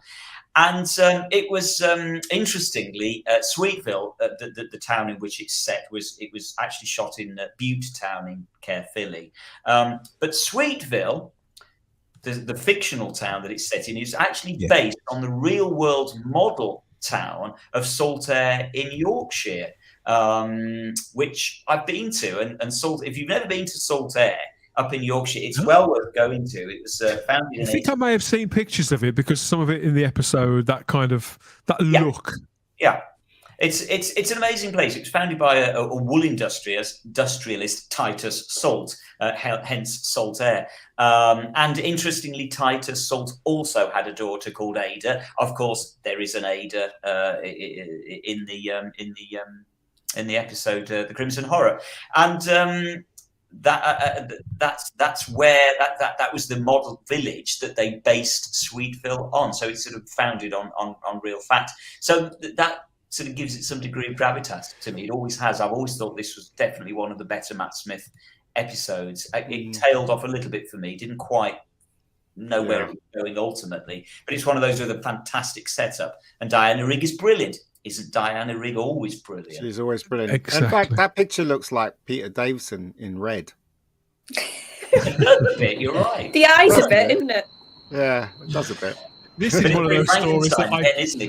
You're right. This is one of those stories from the Matt Smith era I don't think I've watched since, if not when it was broadcast, shortly I'll watch after. it again. I'll watch it again. Would Actually, you? I enjoy Well, I it. hate that I do, episode. I've I just do come enjoy back. it. What was that? You What was that hated show? it. You hated it. Hate it. Why? What was it? What didn't you like Look about at the photo, Simon. You're a scary Everything one. about it. Where's Sorry, I this changed my place? outfit. That's why I had to go. I've been wearing that for minutes. So I had to change. But, nothing made sense. It was about some maggot on someone's shoulder. It just didn't speak to me. I know what you mean, Shah. I think for me, it was the atmosphere that I liked rather than the script. You know what I mean? It was a good concept. I love the concept of getting people into a. I hate to say it because I feel like I always mention something to do with World War II on these streams, but it's almost like people getting into specialized places for people and it just being a lot more sinister. I love that concept, but I just didn't get it. It just wasn't. Did you enjoy it, Charlotte? Or was it one that you enjoyed? No, I enjoy it. Like I said, the ending does fall off. I will have to admit that the ending just sort of goes a bit ridiculous. Yeah. But the setup is brilliant. There was a rocket and it just got a bit silly. Right, the rocket. I forgot about the rocket. But, everybody forgets about the rocket, and there's a reason why everybody forgets about the rocket. But when it was pure horror, and Gators can write horror, and like I said, when it was very obviously having certain influences like Frankenstein and other things, I love that bit. And I think Matt's one of his better performances. So I'll always love it for that because he gets so much to do. Because He throws himself into it, doesn't he? So much physical acting. We forget how young he was at the time as well. I mean, I remember seeing the one with the vampires, a clip from it a couple of days ago, and I was thinking, "Oh my God, Matt looks so young." He's like a kid. And also, Ian, at this point in the run of the show, it was still doing well in the ratings. This got 7.5 million viewers. Wow! So we forget that actually throughout those Matt Smith years, it was still very, very popular. No, it wasn't at the heights of the Tennant years, but it was still right up there. Yeah. It was doing well.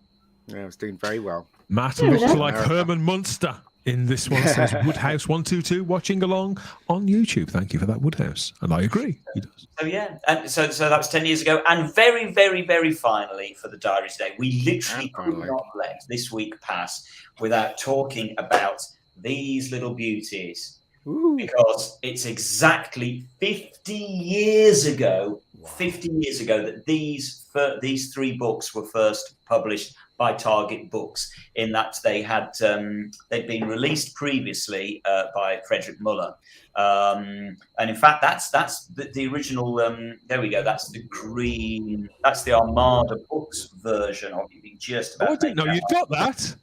That's the one I want. You lucky. Sorry, it's not going. That's my favourite cover of all of them that book ever came under. It's a good one, isn't it? This one came out in the obviously in the sort of mid-60s. This version, the paperback version of the French. There's a great illustration on the back as well. Do you look at? Just pop back to that. Look at that. These illustrations on the back. Wow.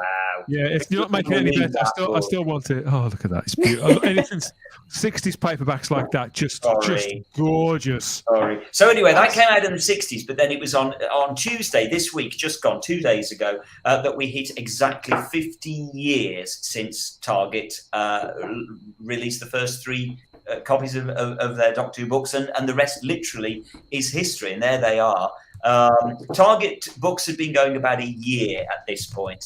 They launched in 1972, and the Doctor Who brand was one of the very first acquisitions that they took hold of and started releasing titles under. And it might even have been the very first books they released. I'm not certain. I think there was a couple released previously, but the Doctor Who range just literally flew off the shelves, and with those great Chris Achilleos covers, which we talked about at length last week. So we're not going to go into too much detail because we could talk about Target forever, couldn't we, Dan? They're still stunning, and it's still such a massive part of Doctor Who. I mean, the way that it expanded as well, off the work, obviously Chris's work, Terence Dick's work, everybody that adapted them, and how the artwork evolved as well. Yeah, this is such a special corner of the Doctor Who universe, and yeah, we do talk about it a lot, but it's because there's so much to celebrate.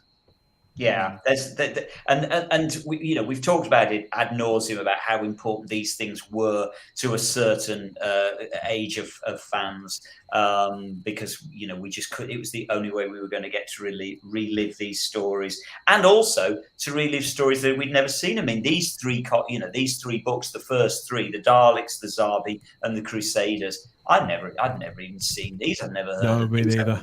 About them. They were way before my time. And so you got to experience entire television stories that you never even knew existed at that point. And so it's just kind of mind-blowing to think it's exactly 50 years ago this week that those little beauties came out. And as I say, Target just went from strength to strength, and we're still going well into the late 80s, early 90s. Have you got a Target collection, Scott? Have they made their way onto your shelves at all? I have 2 older books on my shelf. And I know one is Splinter of the Mind's Eye, but I don't know if it was published by Target. Love it. And I don't remember what the other one is. I love it. Definitely not Target. That's a Star Wars. I don't believe. Yeah, that's a Star Wars one. That's definitely not Target. Oh, I'm sorry, not Splinter of the Mind'sEye. Splinter of the Mind's Eye is brilliant, by the way. It's a no. I have that. I do have the Star Wars book. Wow, it is May the 4th, isn't it? No, it is. The only thing I can remember, I remember the Master is on the cover, and that's okay. I can't recall. We're struggling. There's quite a few with the Master on the cover, but there we go. It's funny you should say that, though, because my stepdad is a huge fan of Target books. And funnily enough, he has just lent me the Zarbi. Oh, brilliant! And, it's a Tom Baker one. I think it is the Invisible Energy, I want to say. Enemy. The Visible Enemy. Energy. That's the first one with K9 in. That's K9 coming into that one, Sharp. Oh, yeah, I've not had a chance to sit down and read it. This is a brilliant book. The Zarbi is brilliant. The only thing that will drive you to distraction is that the Doctor is called Doctor Who right the way through, and it drives you mad. That would hate that. Can you imagine the younger fans still hate that? Just drive you mad. They call him Doctor Who right the way through. But anyway, apart from that, it's a bit much. That it does get on my nerves as well. Brilliant book. So, serious, happy birthday to Target Books. 50. Happy days. Happy days, yeah, they are a special line of books, and it does seem to be that with all this passage of time that the legend is not diminishing at all. There's new projects, new announcements coming out about Target all the time. We'll have to talk about one on another show now, I think. But there's lots of different things coming out, and we'll always endeavour to be on top of anything related to Target artists and issues and all that kind of thing. It's such an important part of Doctor Who history, and it seems to be through audiobooks and everything else. There's always somebody able to find some new angle to celebrate it to. And I think we've got several podcasts up on our feed of us doing just that, Simon, for hours and hours on end, and we doubtless will again. Thanks for putting all that together for us, Simon. It was a good one. It was a great one, in fact. And yeah, so say people in the chat too. We've got Jack Thursby here, cracking diary. Simon, I love the illustrations. Jack says. We've got clapping hands. That's a good thing from Northoff. It's a good thing. And people going through, as always, Shah, their favourite titles too, because it's that kind of subject that does always stir up those kinds of things. So if people did enjoy this, Simon, it's one thing for them to tell us, that's lovely, isn't it? But what have they got to do? What would be the best thing that they could possibly do? Like and subscribe. Please like the video, subscribe to the channel. Hit the like button. Yeah, if we get another 10 likes, we may be able to convince Shah to flash on the next show. As well. See, Simon gets a cracking diary. I get viewers. So. And it's a shame because when you disappeared, we mentioned Spice World. Spice World got another mention. Oh, really? You're gonna have to go back and rewatch it. Why? I'm sorry. I'll go back and watch it. Excellent stuff. Thanks again for that, Simon. Absolutely wonderful stuff.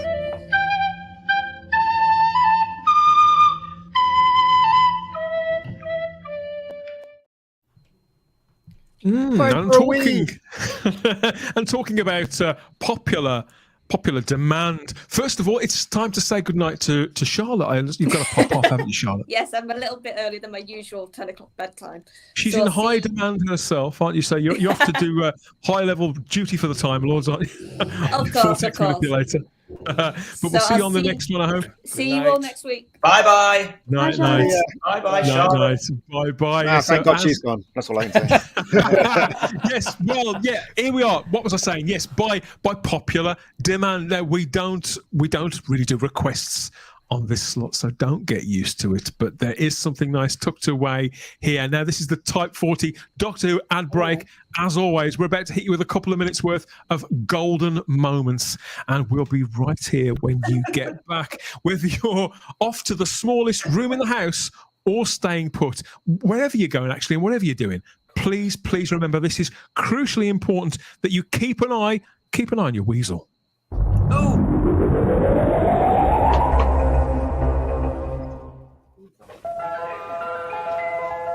This is what happened one day when the ice cream van stopped by Tufty's house. Ice cream! And Tufty goes to find his mummy. Tufty always asks his mummy to go with him to the ice cream van. But Willy Weasel has gone off to get an ice cream by himself.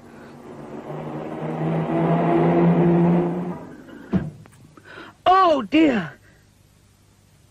Oh, Mummy! Willy has been knocked down by a car. Now Willy has been hurt. And all because he didn't ask his mummy to go with him to the ice cream van. When you want to go to the ice cream van, always take Mummy with you. No matter how heavy your partner, there's no roll together with the ultimate sleep system from Silent Night. Achoo! Achoo!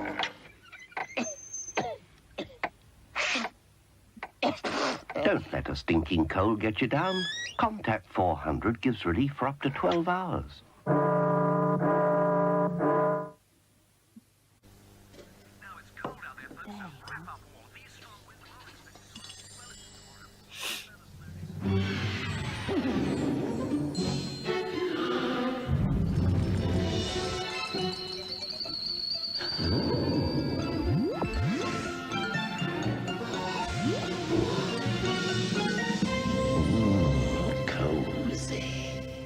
Ready Brick.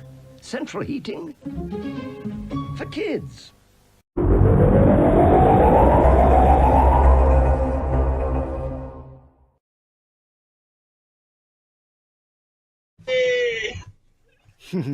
That was the ad break and the vocal stylings of several of Britain's finest and best loved, all with Doctor Who connections there. So there we've got Bernard Cribbins there at the top with the Tufty Club. Do you remember we were talking about the Tufty Club last week, Simon? Yeah. We were, and I knew that somebody had got run over, and I couldn't quite remember how it happened, but the memories came flooding back. That silly Willy Weasel you know, you got to go out with your mummy to get your ice cream.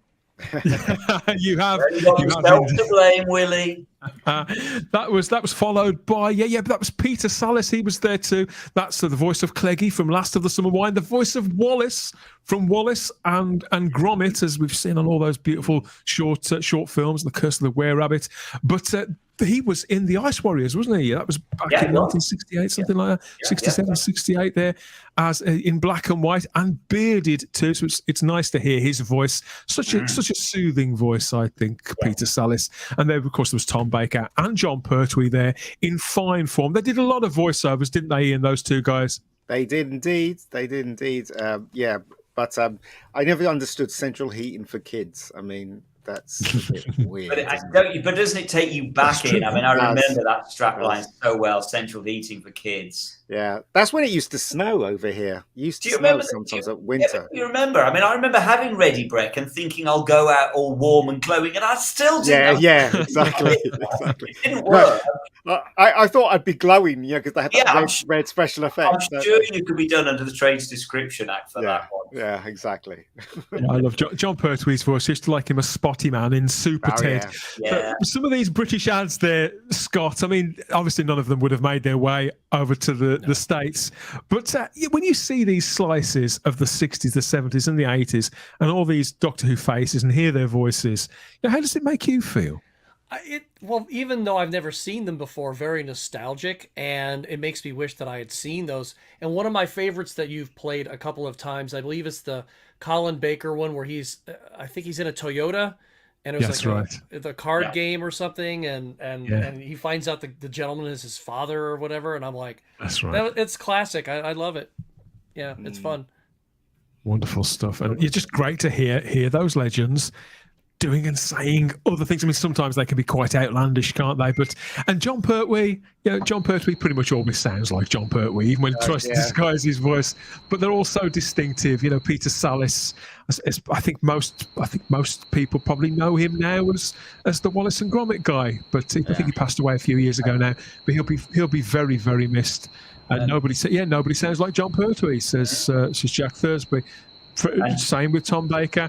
Bernard Cribbins was more, I wouldn't describe Bernard as a mimic, but he could change the tone of his voice, and just fantastic. I'm always surprised by the things that Bernard Cribbins did that I'd completely forgotten about. So roam down memory lane there, Shah, with some vintage ads. She wouldn't remember, she's too young. Yeah, sorry. These breaks are way too quick. I ran as well.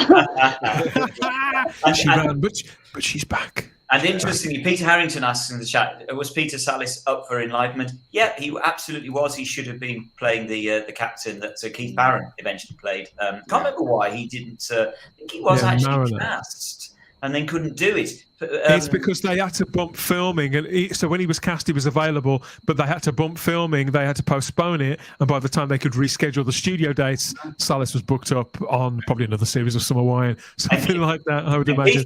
Keith Barron was booked literally, I think, within about 2 days left before shooting began. I know it was really, really close. That's right. That's right. We have more requests in the live chat here on YouTube for other ads. I can't promise anything, but I'll see what I can do. If you've got some favourites, maybe in a few weeks' time when we have a bit of a party here, we'll get some of the greatest hits out. I think we do have Crimpling Doubloon to thank, don't we, Dan? Because it was his suggestion to put Tufty in. We've got some. It was indeed. So thank you, CD. Yeah, right.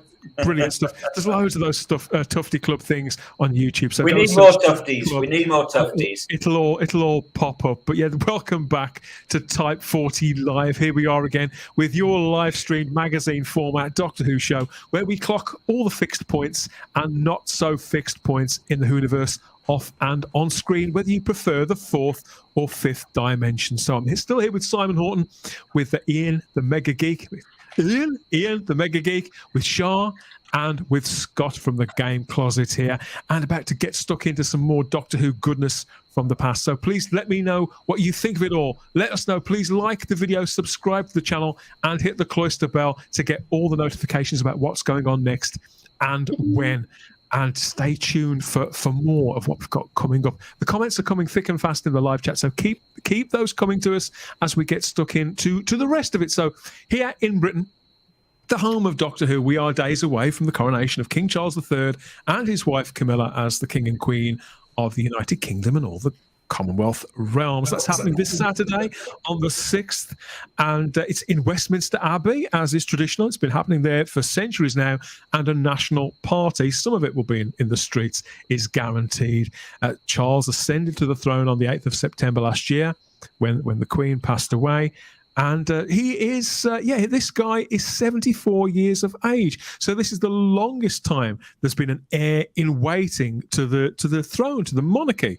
His interests over the years have included polo, the environment, and architecture, somewhat notoriously, and he's co-authored 17 books. So these things about Prince Charles, as was, that we all know, a lot of us, most of us, have grown up with this man in the public eye. But of course, as Doctor Who fans, I think what we really want to know, Shah, is he a Doctor Who fan? What do you think the odds are of this, with King Charles being a Who fan?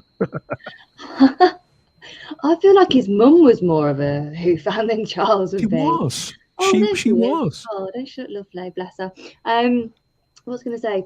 No. I feel like he would have been, but I don't see him as what. Why is he? I don't know whether. Do we know whether he actually was a Who fan? I don't think he was he? I know he wasn't. Well, I think the Queen was a Bond fan, definitely, but not sure. Not sure. Well, Philip, he was definitely a Doctor Who fan. I can see that 100%. I do wonder if he'd have been a fan of Matt Smith, Shaw, after his portrayal of him in The Crown there. I've been binge watching that. It's fantastic. I'm really late to the party, but it's excellent. It is, isn't it? Now, the King has appeared on television, in TV shows himself over the years. He was in Coronation Street back in 2000, I think it was, and he was in EastEnders just last year. Yeah, was he? For the Platinum Jubilee, Ian. I don't know about EastEnders. He played himself. He played everybody else. Just no stretch. He always plays himself. He does always play himself, which I think is a bit of a shame. I think he could be up to take another role. You know, flex the muscles a little bit. He must get tired of all that waving, Simon. You'd think, wouldn't you? When does he wave? He doesn't do the Queen's wave, does he? No, he doesn't. He always has his hands in his pockets for some reason. He does. You're right. He does, doesn't he? Yeah, he just doesn't want to touch the commoners. Sorry, I wouldn't say that. I think that's part of his culture. Now, obviously, the last time there was a coronation back in Britain, back in 1953, that's been turned into an entire Doctor Who story. The Idiot's Lantern centered around that huge event because it was the first time the coronation had been televised. Obviously, it was the first time the public could get a real look at that. So it was a monumental occasion for British culture on several levels, and that televised coverage was very much Prince Philip's idea. He was a very forward-thinking man, and anybody who was alive then, I mean, certainly in my family, have always talked about it with sort of bated breath at how incredible it was. They felt so included in it all, even with those flickering black and white images there. It made we were talking about it earlier on, TVs being so much smaller, Ian. Yeah, it was tiny. Watching television being so intimate and seeing that great cavernous space, and obviously for the average family to a family that's anything but average, quite a moment. You can see why it would have stayed with anybody who's seen it. It's all black and white as well. They're watching black and in the white, development of television. Yeah, it was. Things were considerably more evolved by 2013, by the time of Doctor Who's 50th anniversary. That was when the King he went on a set tour of Doctor Who. So this was July 2013, and we've got some clips of it here. You're gonna like this. Where is it? I think it's this one. Is it this one? Yes. So the King went on a tour. No, it's not that one. So the King went on a. The King went on a tour with Camilla. The King went on a tour around Cardiff Bay. So this is Rothlock Studios for the 50th anniversary. And we've got some pics of it here. You get to see him for yourself, having a blast, getting stuck in. He got to go around the TARDIS itself there with Matt Smith and Jenna Coleman. I think Stephen Moffat was there too. Yeah, there he is, skulking around in the back, trying not to be noticed. So he does seem somewhat, I wouldn't say starstruck, but he does look. He can't keep his hands off those switches there, Ian. Yeah, it's just a bit silly, isn't it? Really, let's face it. A bit silly. A bit silly. It's very silly. There's nothing wrong with silly, is the show? Nothing wrong. Of course not. Of course not. Have you seen this show? Like, of course not. I do wonder what they were saying to him, though. I think I've got a quote here from Matt Smith, Ian. Yeah, got a quote here, and he says, "Showing them how to fly the TARDIS was a real treat and something I never thought I would ever be doing when I first took this role." And he went on to say, the Prince of Wales, as he was then, said he remembered watching the show when he was in his teens, and he seemed very knowledgeable on Doctor Who history. So it's nice to think that they are watching. Who said Matt that? Smith. Matt Smith said that he was very knowledgeable. So maybe he is a Doctor Who fan. Maybe. I would imagine he is then. Yeah, maybe. Who knows? Maybe he was being nice. Maybe like Matt made it up, but he was very Maybe knowledgeable. just been fed a few. Maybe Charles has been fed a few lines. Just say you love the Daleks and the Cybermen. Because they have press people, don't they? And Charles probably said, "Oh, what's this show about?" And the guy goes, "Well, it's about this." So he doesn't. I really like those Cybermen. Yeah. I'm sure that's probably all he said. I like the Daleks. He probably said, "May the force be with you. It's a really good show." He probably said that, didn't he? So, is this how you get into the TARDIS? Like this? Yeah. Could be. There you go. Yeah. Could be. I say they look like they're having a good time. I mean, I suppose it's better than walking around a jam factory, isn't it? That's true. I want to know why the TARDIS is green in that. Why are there bits of the TARDIS green in that shot? That's just the light. The light. I think it's just the way it's lit. Yeah. I think it's just the way it's lit. Yeah, it could be. So he's got his hand in his pocket. Why does he always have his hand in his pocket? So is Matt, to be fair. Yeah, but I guess you're right there. That looks cool. That's the difference. Yeah, I guess. I don't know. Impossibly cool. So they had a good roam around. Yeah, they got to prod a Cyberman, which is quite a dangerous thing to do, I'd say, Scott, wouldn't you? I wouldn't be touching the Cyberman. I mean, whether he's an actor or not, that's just not proper. No. You could be had up by HR for that now. 10 years on, definitely. I'm guessing on the right-hand side there, he's doing a Dalek voice, isn't he? I'm afraid he is. Do you want to hear? How he got on? Really? Does he do it? On, then.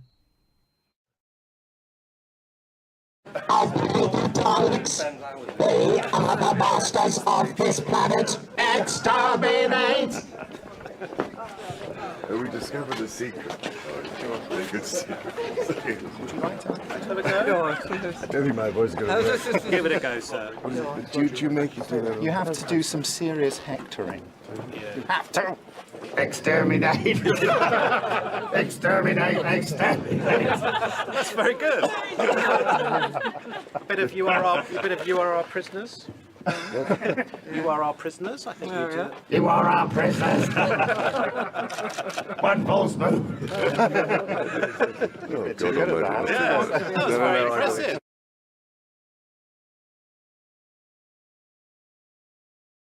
Yeah.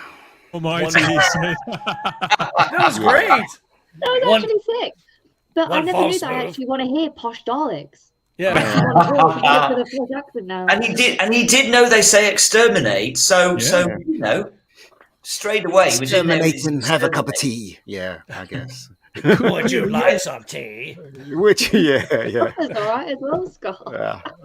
It definitely sounded like he was getting into it, I think. And he's no stranger to a sonic screwdriver there. He was roaming around the office and brandishing one.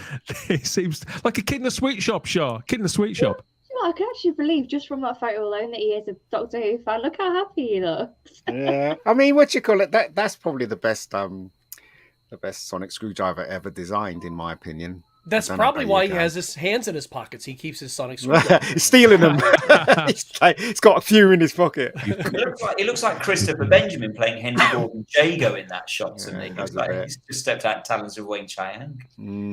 He's just permanently got Would you like that a look. jelly, baby? Yeah, like an Earl Grey. That was 10 whole years ago. I can't quite believe that 10 because I remember that being on the news. It just doesn't seem that long ago. Yeah, I mean, Jenna is teeny, says Jack Thursby there on YouTube. Yeah, she is. She's about 5'2", something like that. Yeah, she's tiny. Janet is perfect. There we go. Garbage is raising the game. We've gone from teeny to perfect, says Garbage. Did she not play the Queen as well in a show?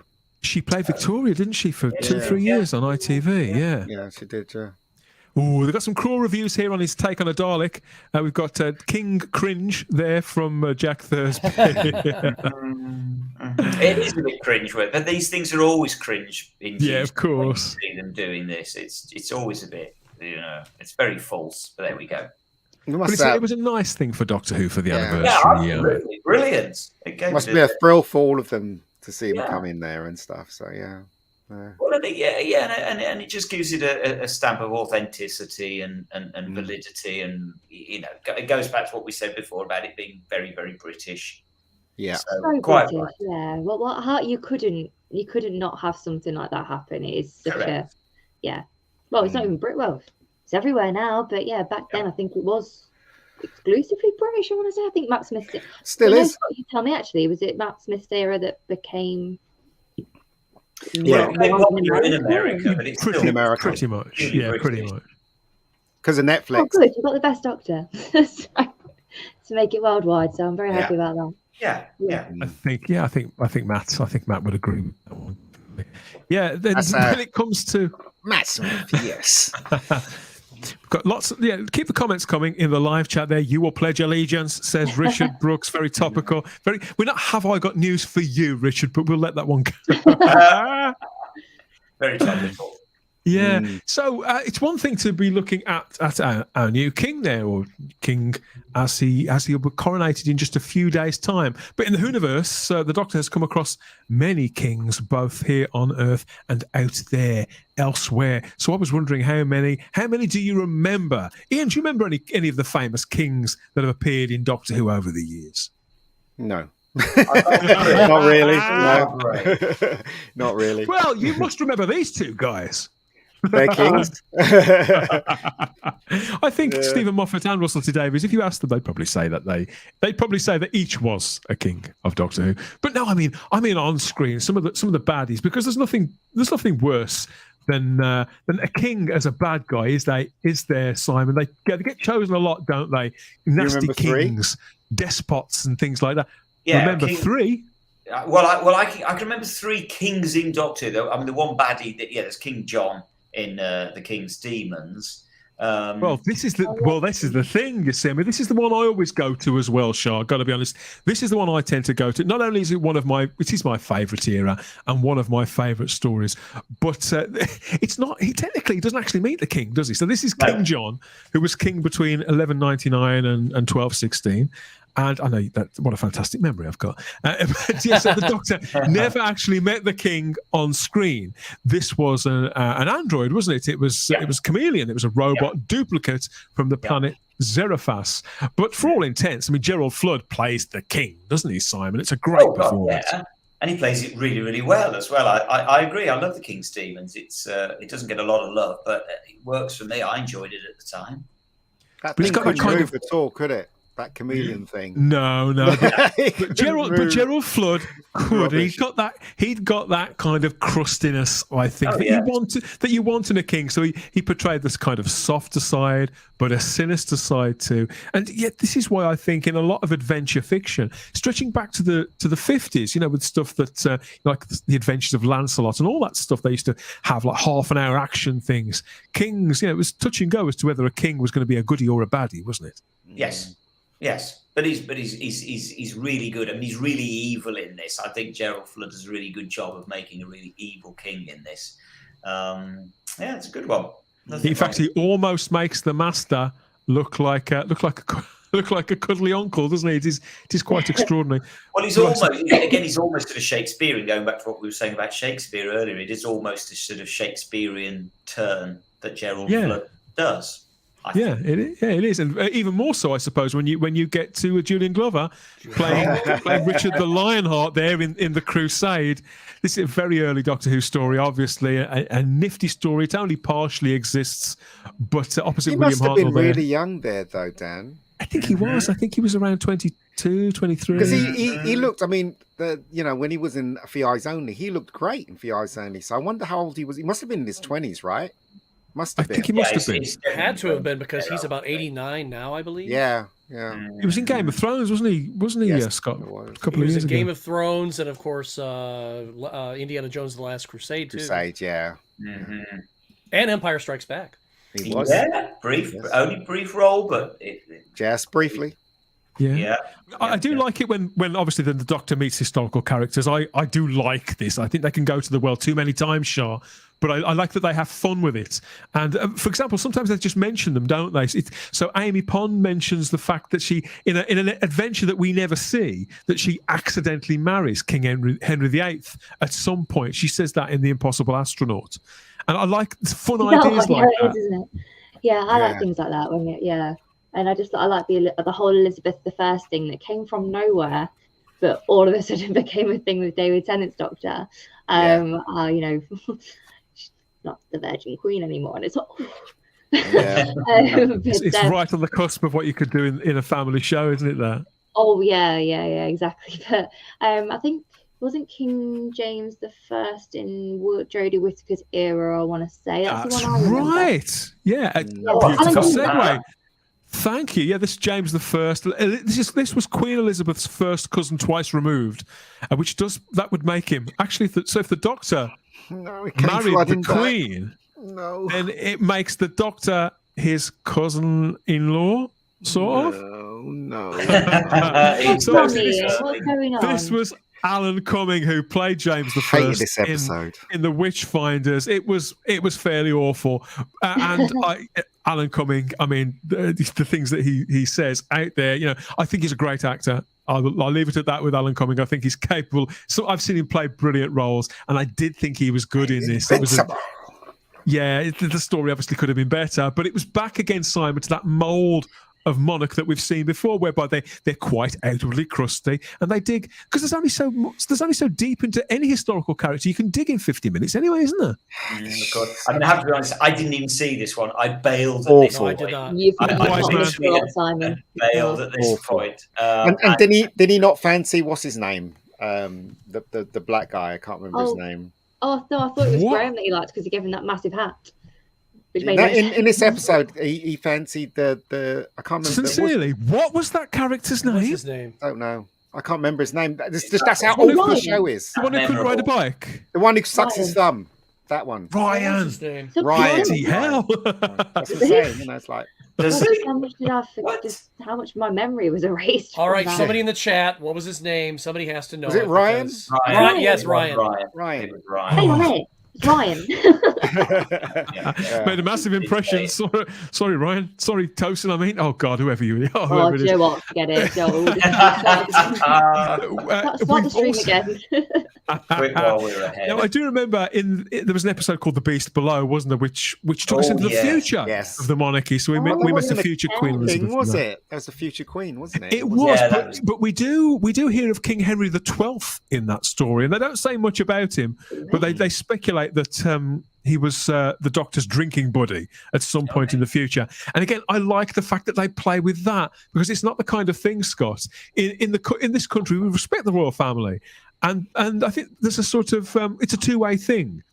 But I think they don't mind, and they accept the fact that they are public figures, and there's an awe around them. But when we collectively, or when culture pokes fun at them, there's definitely a line there. But things like that, like the Doctor being a drinking pal of some future or past king, I think that's part of the fun too. Do you see what I mean? I think so. Even when Queen Victoria, when she kind of, Rose was poking fun at her, and it's like, you end up having Queen Victoria kind of, getting a little miffed at the end, and she's just kind of, when she was like, oh, okay, I'm going to make the Torchwood Institute and that sort of thing, she's a little upset. And I don't know that, because every time you see Queen Victoria depicted, you never see her as upset. She's always jolly and happy, never like, oh, I'm not, she was she had her feathers ruffled. So I do see a lot of respect being shown for the monarchy in movies and shows usually. I've never watched The Crown, though, so I can't say. Oh, it's brilliant. I do like the idea that the Doctor... Fantastic. Sorry. Sorry. I do like the idea that the Doctor is known by the royal family. Yeah, so do throughout the years. You know, I mean, especially the first episode with David Tennant when she's waving, the Queen's waving to the. That's in Voyage of the Damned. Yeah. Oh, it's Voyage of the Damned. Sorry, Voyage of the And Damned. don't think as well, really. Do you think that some of these some of these people who are now historical figures, now that there's no one from our generation or previous generations who may have seen them, like Queen Victoria, King Henry. Is it possible that in our minds they've become almost fictitious because we don't see them, so you can have a little fun with them, maybe. As opposed to someone in the present, because I don't think you could do that with, say, King Charles and kind of get away with it. Well, because their lives have been so well documented and committed to film. I think this is why there's a phrase, isn't there, Simon? And I think the Doctor Who trades in this. I think simply because of the logistics, the realities of the way it's produced, I describe as cod history. We get sketches, don't we? Simplified versions, not just of the real people, but we get simplified versions of the versions that have survived and been documented, which would be scanned. Yeah, I mean, they're almost caricatures, aren't they? They're almost caricatures of the history. And the beauty of it is that Doctor Who is about the only show on telly that can actually do this. Because however many times you might make a historical drama about Anne Boleyn, about Queen Victoria, whatever it might be, Doctor Who is the only one where, as you say, Scott, you can kind of pop modern characters in there who might poke fun at those historical characters, or at minimum just the interactions. You can't have that in any other show where you've got modern characters interacting with historical characters, and that to me has always been part of the fun of Doctor Who, and I love it when it goes back into history. I don't think we go back into history enough in Doctor Who. No, not in New Doctor Who we don't, Show. No, we don't. I think we've spoken about that before, haven't we? Yeah, I would love to go back to that, because that's obviously how it was originally intended. Yeah. So I would love to see that again. But just going back to that, and I know that we were talking about, people in the monarchy in the past, but I think what makes it, just to add on to that, Simon, what you were saying, and you, Scott, actually, I think because Queen Elizabeth included, bless her, that family has such a good sense of humour. That you can think, oh well, we can sort of play with that, because no one's going to, they're not going to think anything of it, and because we sort of associate the royal family, no matter how far back you go, with the current royal family, and because they've got such a good sense of humour, you can play with it. And I think it touches on it really, really nicely. So bring more kings and queens in. I'm all here. Well, you may say that. You might change your mind when I bring back this memory. So, Shah, if I said to you a dreadnought class ship also became a king, would you know what I was talking about? Could you tell us what kind of king that was? A dreadnought class. A dreadnought class ship. So we're going into the more fantastical realm now. I bet the name Miss Hartigan, she became this king as well. Is that stirring anything? Is that ringing any bells? Oh yeah, it does now. Oh, that bloody episode. Yeah. I'm talking about the Cyber King, the big stompy wompy. Jesus Christ! Ian, you're sighing. Was this not memorable for you, mate? Is this not bringing back happy memories? I think it was memorable. It's not in the right way. Yeah. So we have got people mentioning this in the live chat too, because keep them coming. So we've got various kings from Doctor Who history. This was absolutely the biggest fella. Well, apart from the giant robot, of course. He was way bigger than the giant robot. Look at the size of the balloon there. Yes, absolutely huge. See, I love characters like this. This is when it went a little bit Power Rangers, Scott, wasn't it? It did. A bit of fun. It did feel like Fonzie jumping the shark a little bit. Yeah, No. You don't think so? About that? Not for me personally, but I can see everybody's got their lines in the sand, Show, haven't they? It's not this. This is fine by me. Oh well, I'm glad it's fine by you. I liked everything about that episode up until that point. Yes, everything, and I just stupid. Even the cyber shades. What was that about? God, I liked every single thing. I liked the fact that Oh God, what's his name? Who was Jackson 8 played by? If you tell me, Morrissey, David Morrissey. God, I knew I'd kick myself. Yeah, David Morrissey. I thought he was great, and his performance was fantastic. You can feel the hurt when he realizes who he is again and what he's lost. I loved the fact that they had Miss Hartigan as this sort of, hard done by, scorned woman who then came into power. I think that's wonderful, and not even from a feminist point of view, just the fact that they had someone who was normal, who'd felt just like nicely she'd been written, just something nice, and she was going to be this and that. And I actually didn't have a problem with her being, in charge of the Cybermen. That's absolutely fine by me too. But that silly robot, and I like the fact that they had the children workers. It really threw back to the episode and what they would do. The steampunk vibe, just not that. I agree. I thought that was just the most ridiculous thing. It was like something out of a Wallace and Gromit film. That's why it's so fantastic. Cybermen wear the wrong trousers. I can see I'm in a minority here with the Cyber King. So maybe intriguing, didn't it?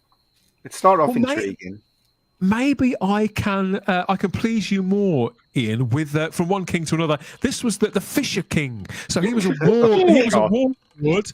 He was a warlord. Don't laugh. It's very, very serious. He was defeated by a race called the Arcatinians and sent to be buried on Earth in the 1980s. Probably a good time to be buried on Earth, I suppose. But it turns out he wasn't dead after all. Turns out he wasn't dead after all. These things happen, don't they? And it's only in soap operas where people come back from the dead, and in this show. So he used some sort of electromagnetic signal, didn't he, to communicate with his people, and he was going to sort of raise an army of some sort. I'm a bit sketchy on this story. I wasn't too keen on this, but I did like this character. I like the idea of the Fisher King. It's a sort of bit of mythology, I think, Scott. This. I don't recall this one. Was it the one just before the flood, or am I? Yeah, this was before the flood, and then the second one was called Under the Lake or something like that. Or that's when I started turning off a little bit because I wasn't massively keen on Capaldi. I love Capaldi, but I'd started going off his stories a little bit. So but I do remember the Fisher King, and I remember thinking, "Oh God, that's a bit scary. It looks like a really awful parasite." But don't remember the story that much. And stuff. Yeah. See, I think there have been a few episodes here or there that I've really attached to, and I've watched them over and over and over again, whether it was on Netflix or Amazon Prime or what have you. Yeah. And then I have my DVDs and my Blu-rays, which I need to go back and start watching some more classic Who. But this is not one I think I've watched since I originally saw it, and maybe I should go back and have a look. Ooh, people don't like this in the live chat. We've got awful. Saw it, don't remember it. Says garbage. It's not a pleaser. I mean, up until series 11, there'd only been one season of Doctor Who where I'd been watching it on the weekly and just, I wouldn't say I despaired at it, but where it was it was lost on me. I didn't feel that the magic. I didn't think it was quite connecting, and that was this series. It was series 9, and that two-parter left practically no mark on me, Simon. I've been tempted to go back to it, but good creature design though. Brilliant creature design. And then sadly, didn't the guy who played it, he died very young, didn't he? Passed away. He was the tallest man in Britain. I think he died when he was about 34. A poor man had a heart problem. Yeah, he was he died very young. It's very, very young. But the episodes absolutely stank. I mean, they're really... I don't remember it. Is that the same... Is that the same series where they had that episode, which I cannot recall, and I could care less because it's one of the worst ones I've ever seen up until the the era that we should not speak about. It was the one where it was all like they were following him around with a camera. You know the one I'm talking about with Capaldi, and I can't recall the name. It's Clara. I know that I switched off on Capaldi's era to do with Clara just because I don't really like her. It was like almost it was like a reality show, and they were following him around or something. And my wife and I, we tried watching that 3 or 4 times, and I'm like, why do I hate this? I think it was the same season. It seems to have its fans. Darren Bradley says it's a great story with lots of mystery in. They made 2 mistakes though, didn't they? First of all, they didn't get rid of Clara. Second of all, they made the Doctor unlikable, and that's what really just threw me. Thank heaven, Will Hadcroft's here to jog our memory in. It's just the one where they're dead, and the ghosts. Oh, of course. Yes. I can't even remember that. Neither do I. remember. But I'll just nod my head and say, cheers for that, Will. Yeah. No, I do remember it now. Yeah, I've watched it once or twice, but it's not. I only watched it once. Here's something. Here's a king that is really memorable, Simon. You're going to like this. You Who say could this. possibly? You don't remember the others you just mentioned. I promise you. Once seen, he's never forgotten. I think there's only. I know who you're going to say. There's only one beard I know that's bigger than this one. It belongs to Gary Beekler. This is Brian Blessed. Hey, Carnos. Yeah, exactly. I mean, Simon, this was the heat, wasn't it, of the trial of a Time Lord? In steps Brian Blessed, King Voltan, Prince Voltan, himself as King Yrcanos. What a performance! Yeah, brilliant. I mean, I can still remember that this was big in the press that Brian Blessed was going to be in Doctor Who, because of course they've been talking about Brian Blessed playing the part of the Doctor for years and years and years. Yeah. And so finally here he was in it, and boy, is it a performance! I mean, he does eat the scenery, doesn't he? He eats it and spits it out again, and then you know what I mean, and then tramples all over it. But it's definitely, I think we can probably call this a Marmite performance, in that you either do love it or you loathe it. He's, Doctor's alive, very good. Gordon's alive. You could do Brian Blessed impressions all night, really. We could do a whole show just doing Brian Blessed impressions, I think. But this is what I mean about kings, though. I mean, when I was talking about you can only do so much with an earthbound king, with a king from real history, but with alien kings, they can be as outrageous and even more larger than life, and have an aura around them. And you can create, because obviously we talk about at the top of the show, Ian, we talked about heraldry and tradition. Heaven knows what traditions alien worlds and alien kingdoms and monarchies may have, what they may get away with, the things that they may swear people to, the armies that they can raise in their honor, and what their crowns look like, and the Varumnig and all the things that they say like that. It speaks, I suppose, of the very pinnacle of a culture. And I suppose characters like this are meant to harken back, aren't they, to historical figures like Genghis Khan in world history. And that's what we're supposed to look at, Ian. Yeah. What else can I say? I think what's great about this kind of character is just that they do make him so alien. He's just so off the wall, so completely unhinged and barking mad, and just so different. You know what's really funny is that if you watch Star Trek, and when they want to portray an alien, they put a little prosthetic on their nose or something like that. You know, whatever. They've just drawn that on his nose, and it's literally just got a come on, it's not the I think they're tribal markings, so I think it's supposed to be paint. I do love that. I love his outfit, though. I love Yrcanos' outfit. It's a very Shogun, isn't it? That's what they based it on. Based on Shogun. You wouldn't want to mess with him, though. He'll lump you one, wouldn't he? So big. He'd chew your arm off. You seen this one, Shah, in your voyage through the classics? But you know who Brian Blessed is? You must recognise this guy. Yeah, I know who Brian Blessed is. So that's fine. It's just so weird to see him like that. Those eyes are like staring into my soul. But what did he? What was that? What was the story? Just so I can go and have a look. It's called The Trial of a Time Lord, so it's a big 14-part story, but it's sort of divided up into 4 other stories, and he only appears in 4 episodes of it. A very particular character. I mean, it's the same kind of character he always plays, but he fulfills a sort of a key role, really, in the destiny of the Doctor's companion, Perry.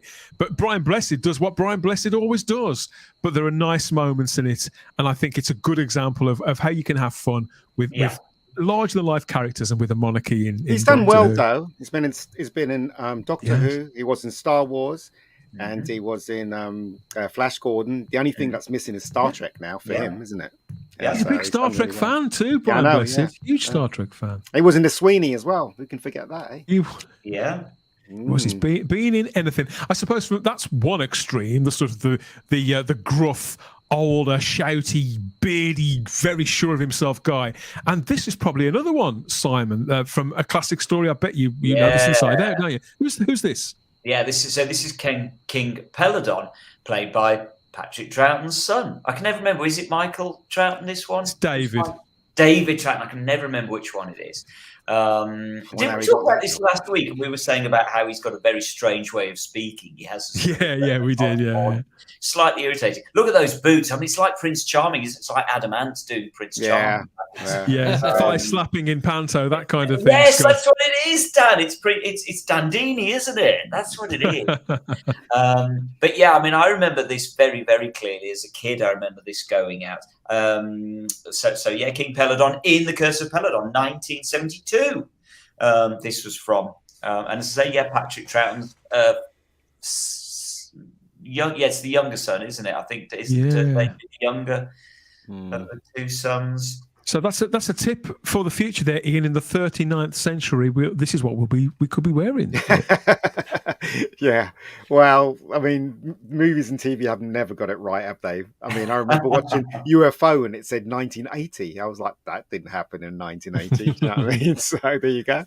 But the whole point, I mean, the whole point of this is it's supposed to be sort of a medieval planet, isn't it? It's set well in the past. It's trying to drag itself into the future.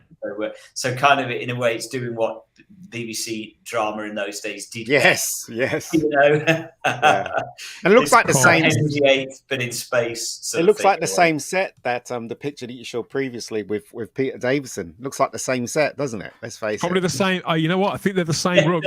They probably are the same furs, and probably the same flaming torches at the back.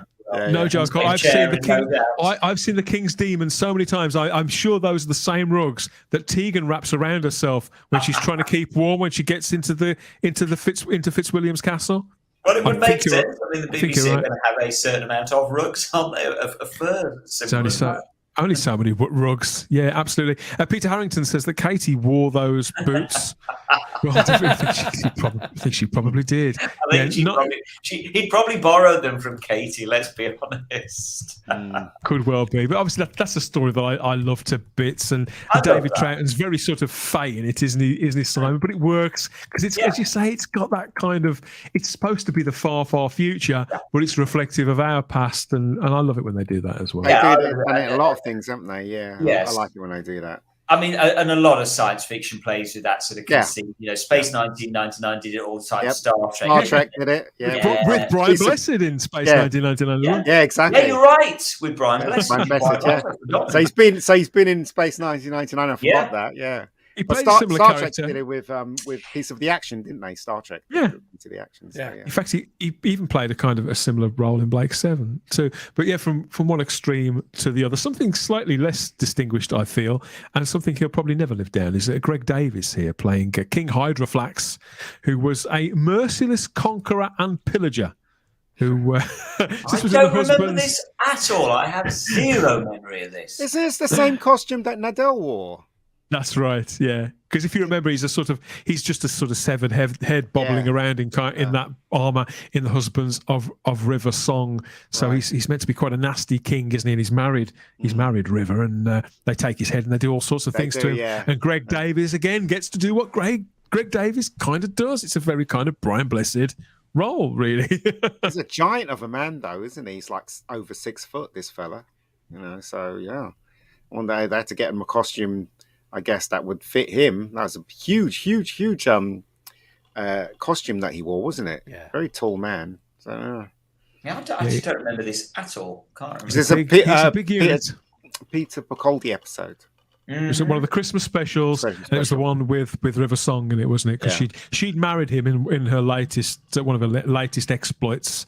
And I can't remember the ins and outs of it. There's a lot of shouting going on, lots of running around, and it's probably one I ought to revisit because I didn't particularly like it at the time. I didn't like it either. I didn't quite feel it, Scott. But Greg Davies at the time was one of the biggest personalities on television. He was in a sitcom with Rick Mayall. We were talking about it the other day. Yeah. Greg Davies was the lead in Man Down, and Rick Mayall played his dad. Yeah, he created it, wrote it, all that kind of thing. This is a show I've recommended Scott get hold of.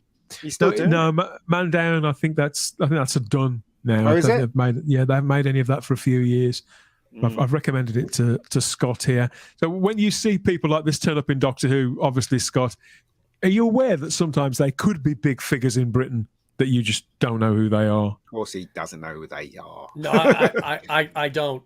I have. What I'm saying is because I saw him in this, and that was it. What I'm saying is that we all, when we watch television from the States and somebody turns up who clearly they're supposed to be a big deal, we can tell, can't we? We can tell that there's something. And I did wonder if it was the same in reverse. Do you think, oh, well, they must be a big deal because they've got a key part in this big show, in a big special for a big holiday? I would think so, yeah, because it's not like I'm recognizing him like I would recognize, say, Eric Idle or someone, but I would imagine if he does have a key part like that, he was probably, I would imagine that he would be someone who was kind of big there. And that's what's kind of sad is there are a lot of shows and a lot of actors who, of course, are on British television and of course movies that I'm like, I have no idea who these people are until they end up on something that I actually do that's within my the range of my blinders. So if they end up on Doctor Who or something, or in a larger movie, I'm like, oh yeah, I know who those guys are. But otherwise, Matthew Pounder suggests that this is too goofy, Scott. Goofy? I thought his character was kind of goofy.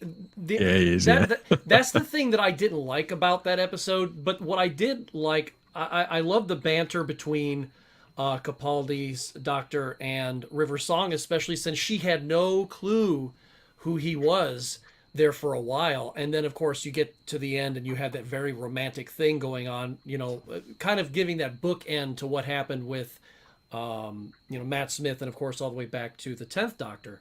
So that was very nice. But yeah, it was very silly and the robot was kind of silly. But I think that was meant to be that way because they were going to be taking it down a much more serious path later on. So, we were getting our comedic stuff in the beginning. So I think that, it was forgivable in some respects. Well, I didn't like the episode at all, but hey, that's just me, right? So. I didn't like it. I remember hating it. I don't remember a thing about it. I can't remember even him in it, but I remember absolutely hating it. This was definitely the point. Jack Thursby does say, though, Simon, that Greg Davies is 6'8". There, so he's very tall. Wow. I've met him. He's massive. He's 3 inches taller than I am. Wow. There you go. I loved him in The In-Betweeners, said Mark Milford. He played one of the teachers in that. I think that was where I first saw him. Yeah, fantastic stuff. But yeah, it was very, very silly, and being new Doctor Who, they wouldn't possibly do anything that silly in classic Doctor Who, would they? Would they? Well, it depends how you look at it, because this scared the hell out of me when I was a little kid. But on hindsight, some could say this was a little silly. But in truth, it was. So this is King Ysgaroth, also known as the King Vampire, or the Great One. This is another King, Simon. So he was the swarm leader of an interdimensional force, and after their defeat at the hands of the Time Lords, the King was the last of his kind, wasn't he? And he fled off into E-space. Yeah, and but eventually the Doctor found him. Completely forgotten that he is indeed, he's the King Vampire. He's a king. And I have to be honest, this scared the bejesus out of me as a kid. I thought this was really, really well done, because that's pretty much all you see of this vampire is the hand, isn't it? Yeah, that's it. That's your lot. That's all to the hand. And that's what's so effective. I think I'm right in saying I think they did shoot some other stuff, as I recall, of a puppet. Yeah, they did. They made a puppet. It was a puppet, because I've seen it. A model puppet and sort of tried to use it for when the Hydrax comes down. Sorry, Ian. What was that line then? Go on, say it again, Ian. It's a puppet, isn't it? It's a puppet. Yeah. The magic of special effects. Yeah, never trust a man with dirty fingernails. Very good line there. Thank you for that. State of Decay. Jack Thursby says, love State of Decay. Agree, Jack. It's a brilliant. I love State of Decay. And I just thought that was really, really effective, the way they did this, just by purely seeing the hand coming up out of the grave. Sometimes, in all truth, less is more, and I think we've spoken a lot, haven't we, about new Doctor Who and how sometimes things can be over sculpted, over modelled, and a little bit showy. Whereas, this is kind of ridiculous. We can all tell what that is, but the idea is to keep it in the head of the child, isn't it? What could the rest of the creature be like? We've seen this recently in The Mandalorian on the Star Wars show on Disney Plus. We've seen sort of a shadowy creature that Boba Fett sort of nearly gets eaten up by Shah. But when you see these glove puppets, can you believe that this would scare anybody back in the day? Yeah, it just makes me want to go and wash my hands. I think it's got fingernails like mine as well. I love that. I don't know this episode. I'm not very. Pick your nose with those fingers. It's a Tom Baker one from around 1980. And of course, the great John Carpenter did exactly the same thing in Prince of Darkness, one of my all-time favourite films. All you see of the devil is the hand. John Carpenter must have been watching State of Decay. I think it's likely.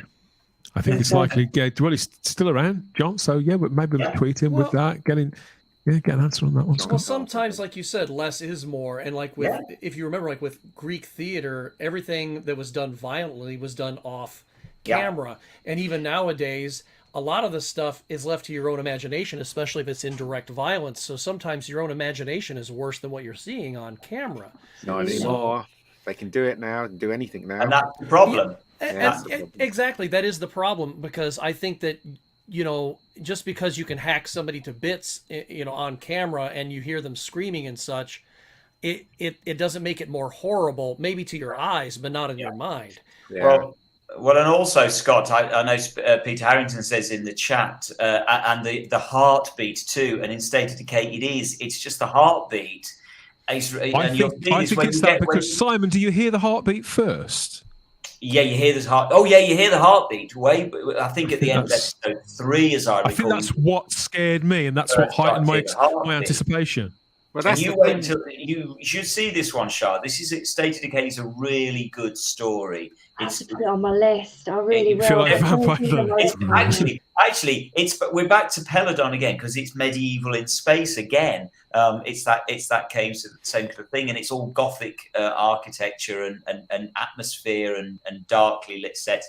Brilliant piece of work, really, really nice. Well, that was the thing, because in those days, that stuff was new to us. You know what I mean? Like that, obviously they couldn't do the effect any further and only had a hand, but still. Right. But today, kids have seen so much stuff with CGI and stuff like that. So if you introduce them something like that and say use your imagination, they'll go, "What?" Do you know what I mean? So that's the beauty of it, isn't it? Like you said, Scott, our own imagination is tenfold, and I think that's why I like books so much, because that is what you can play on, and that sort of thing. So I don't think it's the kids don't read books anymore. It's just like you get insensitive to other things, but it's still the same premise and it still works. So do you read horrors or thrillers, Shah? What do you I read all sorts, So but even if it's not that sort of thing, it's your imagination does like Jack Daresby says, it fills in the blanks of what you can't see. So it's always I think it's always a good thing, even if it is, like you said, something that seems a bit insignificant, but it's not, because it scared you as a kid. It probably would do something to you now, and probably make the back of your head and the back of your neck stand up still. So and charge sorry. Nice one. Classic Doctor Who used to scare me when I was little. There was an episode with the glowing red monster during Tom Baker's era that made me run behind the sofa, says Tony L. Well, can I just ask, what is this behind the sofa malarkey? I've never had a sofa in the middle of my living room. So the thing is, right, in the old days when we never used to have computers or internet or whatever, we used to get our scares from either the cinema or TV. And I remember my sister, when the Incredible Hulk started, the bit where they have the credits when Hulk does that and there's all the lightning behind. My sister used to jump out of her chair and literally jump and hide behind the sofa and not come out until that thing is. It's just this thing, for some reason, Shah, everybody just used to all say, do you hide behind the sofa while you're watching Doctor Who because it's scary? I think for some people now, I think because a lot of sofas have a flat back, but back in the 70s and the 80s, do you remember? The backs of sofas would go at an angle, so it would create a sort of a triangle, so a kid could go. It's like the opening to a teepee, so a kid could crawl in there, still half watch, but be safe behind the sofa. Yeah, Scott, exactly like that. Yeah, so that's certainly what I remember doing when I was a kid. And I think it's we can't do that. sofa Yeah, orientation. you could do changed. that, but the images were so scary. You literally had to run out of the room. I mean, because we were kids, we didn't see things like that. I just thought, yeah. why does one have a sofa in the middle of the living room? Well, speaking to scary things and imagery and stuff like that, things go bump in the night, and that's when you go, "Oh my gosh, what was that?" If they go bump in the daytime, you're like, "Oh bloody hell, what was that?" And you have to go investigate. Yeah. Darren Bradley says here. No, I hadn't either that State of Decay used electronic props originally used for the bridge of the spaceship Nostromo in Alien. I found out a couple of weeks ago about other props from Alien that had made it through to Doctor Who, but it wasn't this one, Simon. So it seems it was quite a common thing. But apparently movies did take from Doctor Who as well, you know, things that had been used. So it was quite a common, it was a two-way thing. It wasn't just us pilfering from them. I mean, they just hired them from prop stores. It was as simple as that. They came from, so that's why they just kept getting reused. But I certainly had no idea about that. I can think of exactly the props that Darren must be referring to. I didn't know. Fabulous stuff. And a little more up to date. Shy, you're gonna know this one. He's definitely he's God. Yeah, he's not God. He's not God now. That's right. I don't know if I can say this with a straight face. Okay, he's not pleased to see you, but he's definitely got wood. It's the Wood King here. Dear, oh dear. It's the Wooden King from The Doctor, the Widow, and the Wardrobe back in the Matt Smith era. So, how could you? So, this king was created from an Androzani tree, and the character Madge Arwell, who I think was played by Claire Skinner, was that her name? Yeah. The woman from Outnumbered. So, yeah, she used it as a lifeboat to save the life of some trees or something. I can barely remember the ins and outs. The message of this. was, but this was memorable. In the show.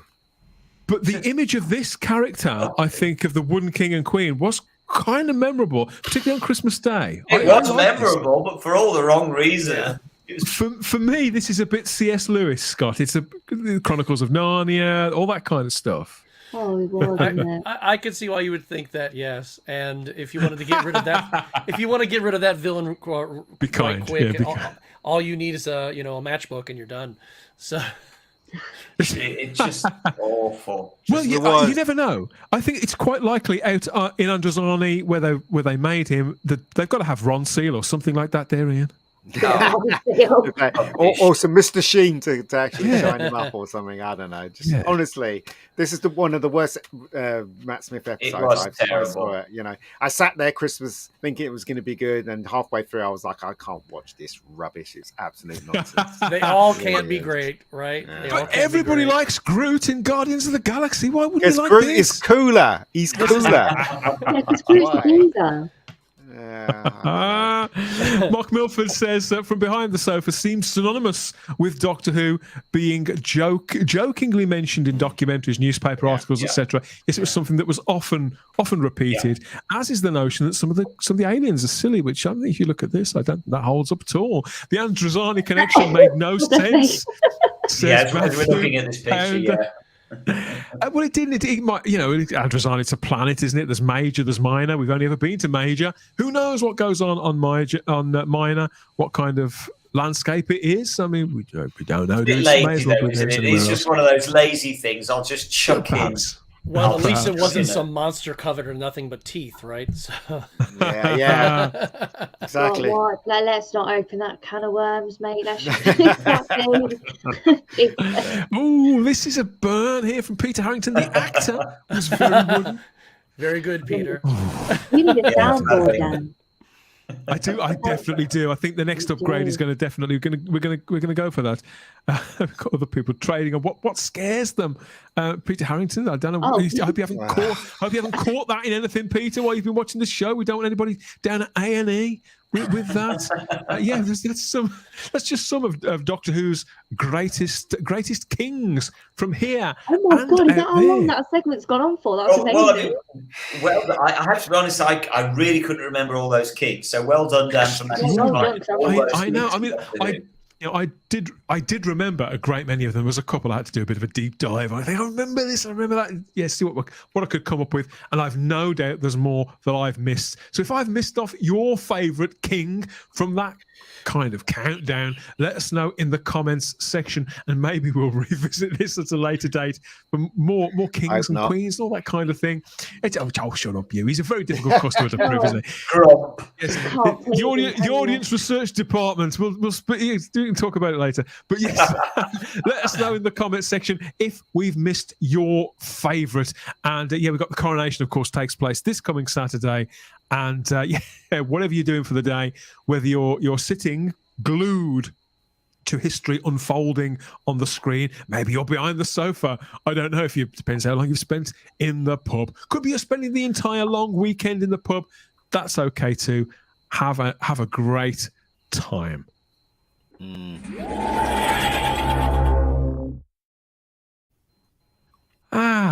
Yes. So I do feel a sense of national pride and growing anticipation for the weekend. Shah, what are you doing for the coronation?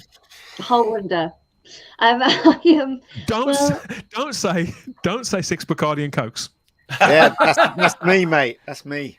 Definitely. Are you a Bacardi and Coke geezer? Oh, I didn't know that. Well, obviously I'm in London, so it would be really silly if I didn't go and see something. So I think something. What are you going to go and see? I don't know. Probably spend it in Green Park. I've heard travel's free as well. I don't know whether that's. Oh, is it free? Apparently. Oh, wow. Okay. So yeah, see Ian on his Bacardi and Cokes, I guess. That's right. Sit in front of the TV, drink loads of alcohol. Well, I only live about 2 miles away from Buckingham Palace, so I think it'd be silly if I didn't go. Can I just mention, really, it's been cracking me up pretty much all night, and I've got to show you one here because somebody, in fact, I know you, and you know exactly who it is, has posted a lovely screenshot of us. Let's have a look. Hey. Okay. Hold on. Oh, what's this? Who's posted this? It's you with your flashing. It's me. Yes, it's typing, and everyone's reaction to it. And who was it who posted that? But it's been making me laugh, and it's giving me the giggles. So I'm really sorry if you see me smiling. David, if you see me smiling and giggling, even if you watch this back, that's what it is. And I've not actually got it turned it off. It's been making me laugh so much. You see, you're going to regret doing that flash, aren't you now, Shah? Never, no regrets. That's it. Own it. More often. Own it, yeah. And whatever you do, yeah, don't switch off just yet. We've got some more coming here. As ever, we're rounding things off with one last look at the view screen. It's our regular eye into the temporal schism in search of the prettiest of pictures from out there in the Whoniverse. So our regular eye across the fan art and crafty world. And as always, this is an appeal to you if you are a fan artist or you know of a fan artist that we should know about, that we should be aware of, and they produce a cracking range of stuff on Instagram or DeviantArt or wherever, and you think we might like it, get in touch with us and we'll showcase their work here in our gallery. Now, first of all, this is somebody we've looked at his work several times, but it ties into a story we were covering earlier on. Big Finish and their 60th anniversary audio drama that was just released just yesterday, the first part of that. And we saw some nice digital artwork earlier on, which, obviously Big Finish, very much gone down that road with them. But here, the traditional artist, Oliver Arkenstall-Jones, he's also took a look at what's it called? Once and Future. That's what it's called. Once and Future, Past Lives. And this is his take on it with the Doctor and Sarah and Kate Stewart and various elements. So this is a piece of alternative art. Yeah, that's right, Scott. And it's I like it. It's part of the sleeve notes there. So this you have to get this. You have to buy the special edition. I think it sort of folds out, but it's nice. It's nice. Yeah. Maybe you'll offer it as a print at some point in the future. Yeah, it's very nice. It is nice. It just feels a little bit odd because I don't feel any connection with that story, having not heard it. It just feels I can't. Normally, I love Oliver's stuff, but it just feels a bit like I don't know. Wouldn't it psych you up a little bit to listen to it? Maybe is that the idea? I guess so. Maybe I'm really not sure about those crocodiles in leather armor. They're quite Russell T Davies creations, aren't they, Shah? Yeah. When you sort of have humanoid animals. He absolutely loves humanoid animals, doesn't he? He's had flies, had fish, had rhinos, a lot. So why not have a crocodile? I would love to see. Go on. Sorry, I was just going to say, am I right in assuming then that the meddling monk is in past life? That's right. Yeah. Okay. I assumed that earlier on when the monk got mentioned, and singing it. Do we know who plays the monk? Is it Rufus Hound? It is Rufus Hound. Yeah, Graham Garden used to play the monk for them, but it does seem to be Rufus Hound now. So I'm not. I have to be honest. I'm not keen on Rufus Hound. I'd never liked his comedy. Certainly, I'm open to be converted. Let's put it this way. And so, presumably, the meddling monk has appeared in Big Finish stuff before, has he? Then several stories. Okay, yeah. Right. Okay, I've missed that. Obviously. Yeah, they've done quite a lot with him. But yeah, I think that's quite a nice piece. Mark Milford says, are they called the crocodons? Oh Lord, I have no idea. When I find out, you'll be the first to know. We're staying with Tom Baker for this one, though. This is something even more bizarre. I haven't even got an artist name for this. This looks kind of 1970s, I think, Scott.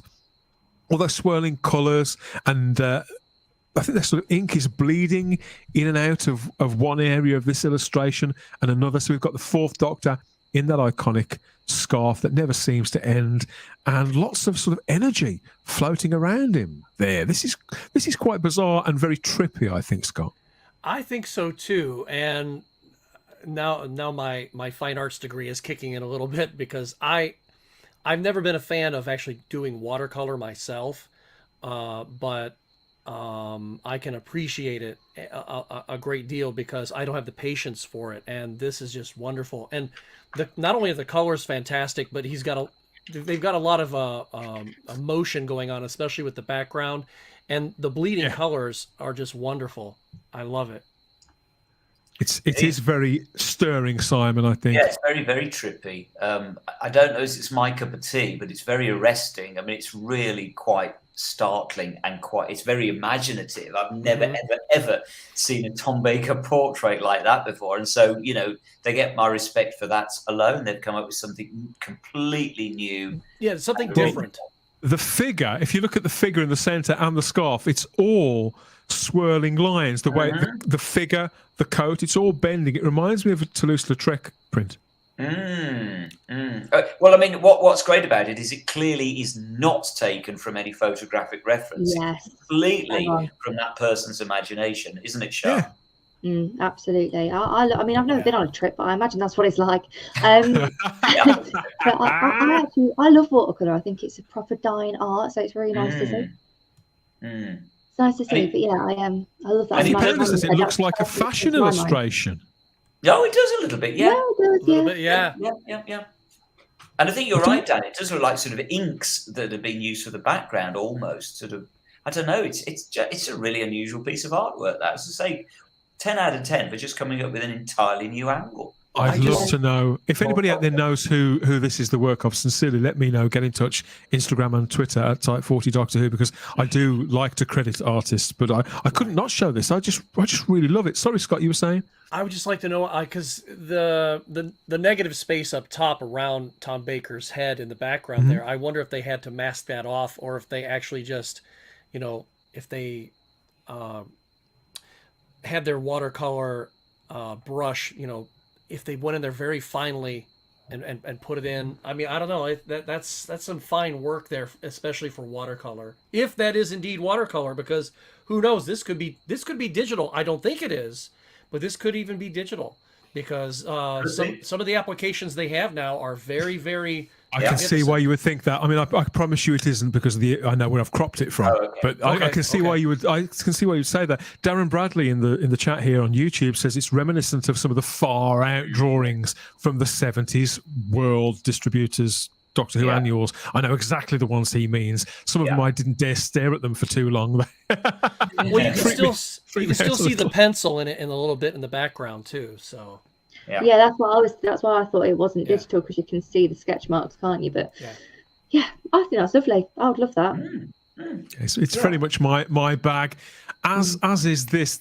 We're going to talk. Yeah, earlier on we mentioned it was Charlotte, wasn't it? She brought us that story there about Paul McGann in that new game for the Nintendo Switch, which I've already forgotten the name of. But if you've got a Nintendo Switch, you might be jumping right on that. Well, there's lots of great fan art out there for the Eighth Doctor, because obviously most of his adventures either happen on audio or in our heads. So people really run with it. And Pete Warbank, we can call him a friend of the show. Simon and I have known Pete for 30 years. So this is a brand new pick from Pete, a brand new painting. And this is the Eighth Doctor with his companion Sam there. And a couple of ice warriors, and this is specifically this is the character that he travelled with in the comic strips, in the Radio Times comic strips. And Pete has just been commissioned and publicised this on his social media, and it does tie into something that's coming soon, as I understand. But yeah, I really like this. I like the colours. I like the ice warrior show. I think they look really cool, really good. Yeah, no, I really like that too. It's a shame I don't really know much about that companion, though. That's the only thing. No, me neither. No, nobody really does. I mean, I remember reading the comics back in the day, and but it's one of several substitute companions that they were a little two-dimensional. I think we had to wait until Charlie Pollard and Lucy Miller in the audios for them to get really fleshed out. But the comic strips were memorable. It's a good picture, but I have to be completely honest. The only thing that spoils it is the picture of the companion. Yeah, I was thinking exactly. If you took that out, if you took her out, it would. I agree. It would all match. It's based on somebody, on a real person. He's gone and he's found somebody. I can't remember the exact story, whether it's a friend of his or somebody he works with, but he's gone and found a real person and used her likeness, and her name is out there. I'm sure he was probably commissioned to include her in the artwork, but I agree with you. It's the one thing, unfortunately, because she's central, because she's the only thing that isn't in the same colour palette. That's all I keep looking at is her, whereas I should be looking at the Doctor or the Ice Warriors. And also, it makes it unbalanced. It makes it unbalanced as well. Yeah. With her in the middle, the actual. She becomes the focus, doesn't she? Yeah. And she shouldn't be. Well, maybe, because obviously we don't know the story. I think it's an illustration for some sort of book. So maybe she is the focus of the story that it's illustrating. So yeah, I know, but I'm only talking about the composition of the picture. Yeah. It's a lovely piece of artwork, but it's a shame that he's obviously being told to put her in it, because it would be stunning without her. Yeah. Because I can't relate to her as a companion. I don't know her. I don't know the actress, whereas I know the other three characters. So those are the ones I'm interested in. So it just detracts from it slightly for me, which is a shame. It's a great piece of artwork. Yeah, it is a good piece of artwork. I think the contrast on her face, if it was more muted, it wouldn't draw as much attention. Maybe. It looks like there's less detail on her, but it's less detail on Peter and the Ice Warriors, but not on her. It looks like she's half finished. And also, as I said, it kind of makes it doesn't balance out the picture. She kind of unbalances it. If you took her away, the balance would be perfect. But that's just art. That's how I know art, anyway. Put it that way. But just my opinion. Tony L offers a kind of critique. He says, wow, I love that. I like the way the Ice Warrior looks, a little bit war-torn and rusty in the armour, in the headpiece. Well spotted. He does indeed. Tony always has something lovely to say, doesn't he? He does. Nice guy, Tony. Most of the Ice Warriors are absolutely brilliant on that piece. I have to say they're fantastic. Really good. And before we leave the gallery altogether, we do have an answer from Carol Jude, an artist on the 70s trippy piece that we were looking at a moment ago. I found the Tom Baker artist, says Carol. Wow. It's C.J. Wardaunt, otherwise known as Christian Ward, and it was painted in December of 2022. So it's only a few months ago. Wow! Well done, Carol. That's supreme detective skills. I'm very impressed. Yeah, good stuff. And remember what I said, if you are a fan artist or you know a fan artist and you think we'd like their work or we'd find their work interesting or challenging, or we might have something interesting to say about it, please get in touch with us here at Type 40 Live, and you through our social media, yes, Instagram and Twitter at Type 40 Doctor Who. Send them our way, or let us know in the comments section. And while you're here, please like the video now, particularly if you've been here the entire time. Like the video, subscribe to the channel, check you're still subscribed. I've had to add that now because I know people have been unsubscribed. Naughty YouTube. And hit the cloister bell to get the notifications about what's going down next, whether it's another live stream like this, another Type 40 Live, or whether it's a podcast, one of our Doctor Who podcasts, interviews, reviews, previews, geek outs, deep dives, all that sort of stuff. And as the 60th anniversary season continues, we've got so much that we've got to get into. So many more topics. So many more. That is positioned perfectly. I love that. I have no idea I don't know what he's talking about, Simon. You are. No idea whatsoever. Nobody appears to be missing from the lineup to me.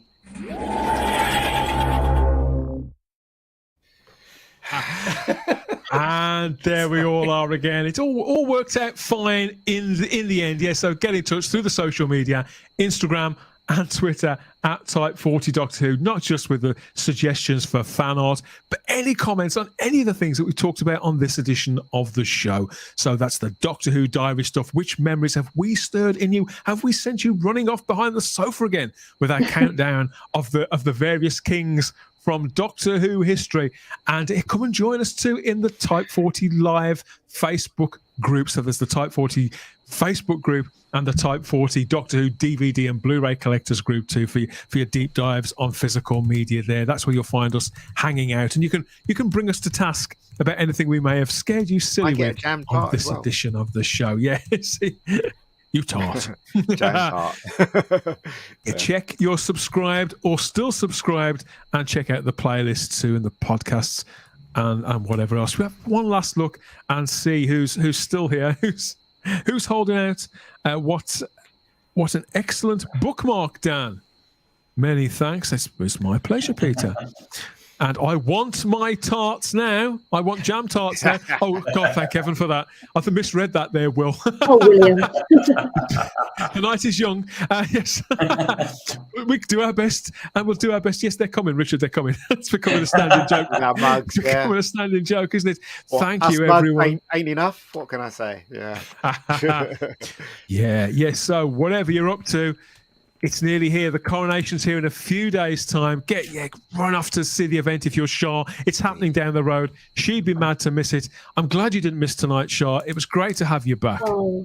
I'm so glad. It's been so long, and it's so nice to see everyone. And lovely to have you back every week. But you what? It's lovely to have you back every week. But it's been lovely to speak with you all again. It's been great, and what a nice time to do it as well. And hey. Yeah. It is. It's gathering. In fact, I don't like the word come back. It's return. That's it. Well, yeah. Hope you return again soon. And the same with you, Scott. So here we are, the 60th anniversary year. You know, we have you on every couple of months. We come in and we break the bread and we have a catch up. So how are you feeling about the anniversary year so far? Obviously, we're 6 months away from the specials. What's your anticipation levels looking like now on the scale between 1 and 10? I'm at about a 7.5, because a lot of the stuff that I've seen that's very positive is just fabulous. But then there's a few things that we've seen that we won't even get into that makes me go, oh, yeah, there are those few that make me go, I don't know. So, I mean, I can hear JT right now going, oh, this is rubbish, just so.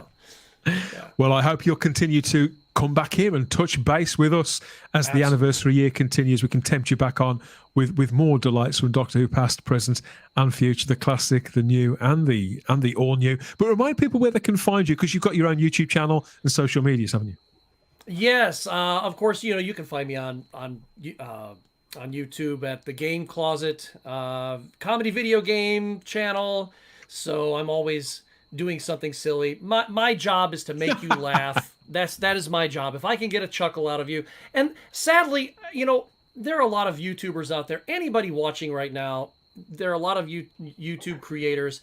if you've made a video, please watch to the very end, because sometimes you might be missing the point of a joke that began at the very beginning of the episode, and that goes for streams like these as well.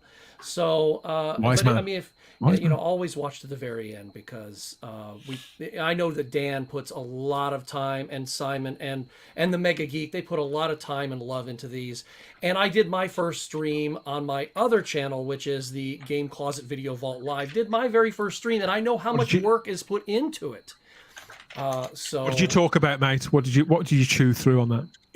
We talked about the 1987 classic film RoboCop, which of course Ian is wearing the Ed 209 shirt right now. So yeah, we have belter. So you may need to get that in your life. Head over to the Game Closet YouTube channel, and yeah, you'll find out what Scott and his pals have got to say about RoboCop. Brilliant film. Yeah, I'm going to go. I can't watch it now. It's too late. I'll definitely watch it tomorrow.